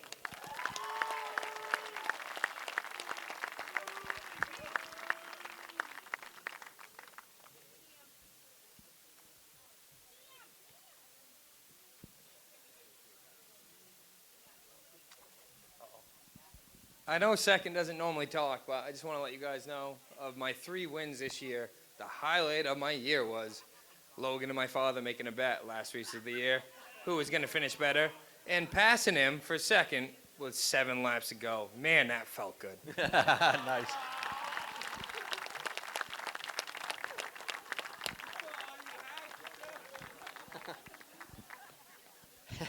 And now for your champion. It was a history-making season for this third-generation driver, and despite starting toward the back in nearly every race in this division as well, he managed to finish in the top 5 in all 10-point races. His 7 top 3s were also best in the class. He always seemed to get the most out of his car on the last lap even, never seeming to be settled for the spot that he was running in. Unfortunately, he never did get a much-deserved win. But in doing so, becomes the first Pro Stock champion without the benefit of the win since Mike Orr did it 10 years ago in 2014. Also, just the 3rd driver in track history to win a title in 2 or more divisions in one season, joining Mark Lucas and Josh St. Clair. Hey, just so happened to pick up Driver of the Year honors as well. Your champion in the Norm's Used Cars Pro Stocks is Dan McCaig Jr.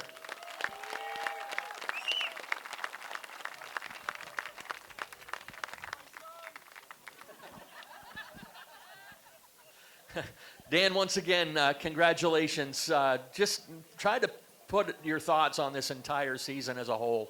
Yeah, I mean, the whole season, we just wanted to stay consistent, and that's what we did. And we were able to put ourselves in good positions every week and consistently make good passes at the end of the race to get the extra spot. So, it was awesome. Yeah, and one thing we always noticed was that never quit attitude, whether it was here on the track or if you took damage, the guys slinging it, the car down in the pits and everything. But it seemed to last lap, if you were in third, you were always gunning for second. A lot of those wins and a lot of those passes came on the last lap of the race. Again, it's that never quit attitude.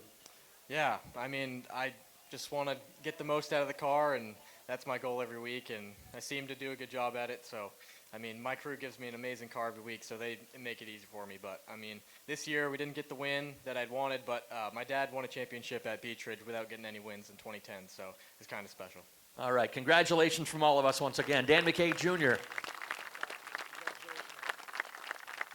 Folks, that'll do it for our awards. If you're welcome to come on down and get some group photos if you want, but I hope you guys had a good time. Thank you for a great 2024 season here at Wiscasset Speedway. We really appreciate it. I do want to give one final round of applause, though. Didn't get a chance earlier. Thank you, Richard and Vanessa Jordan, for giving us a great place to be, great place to race.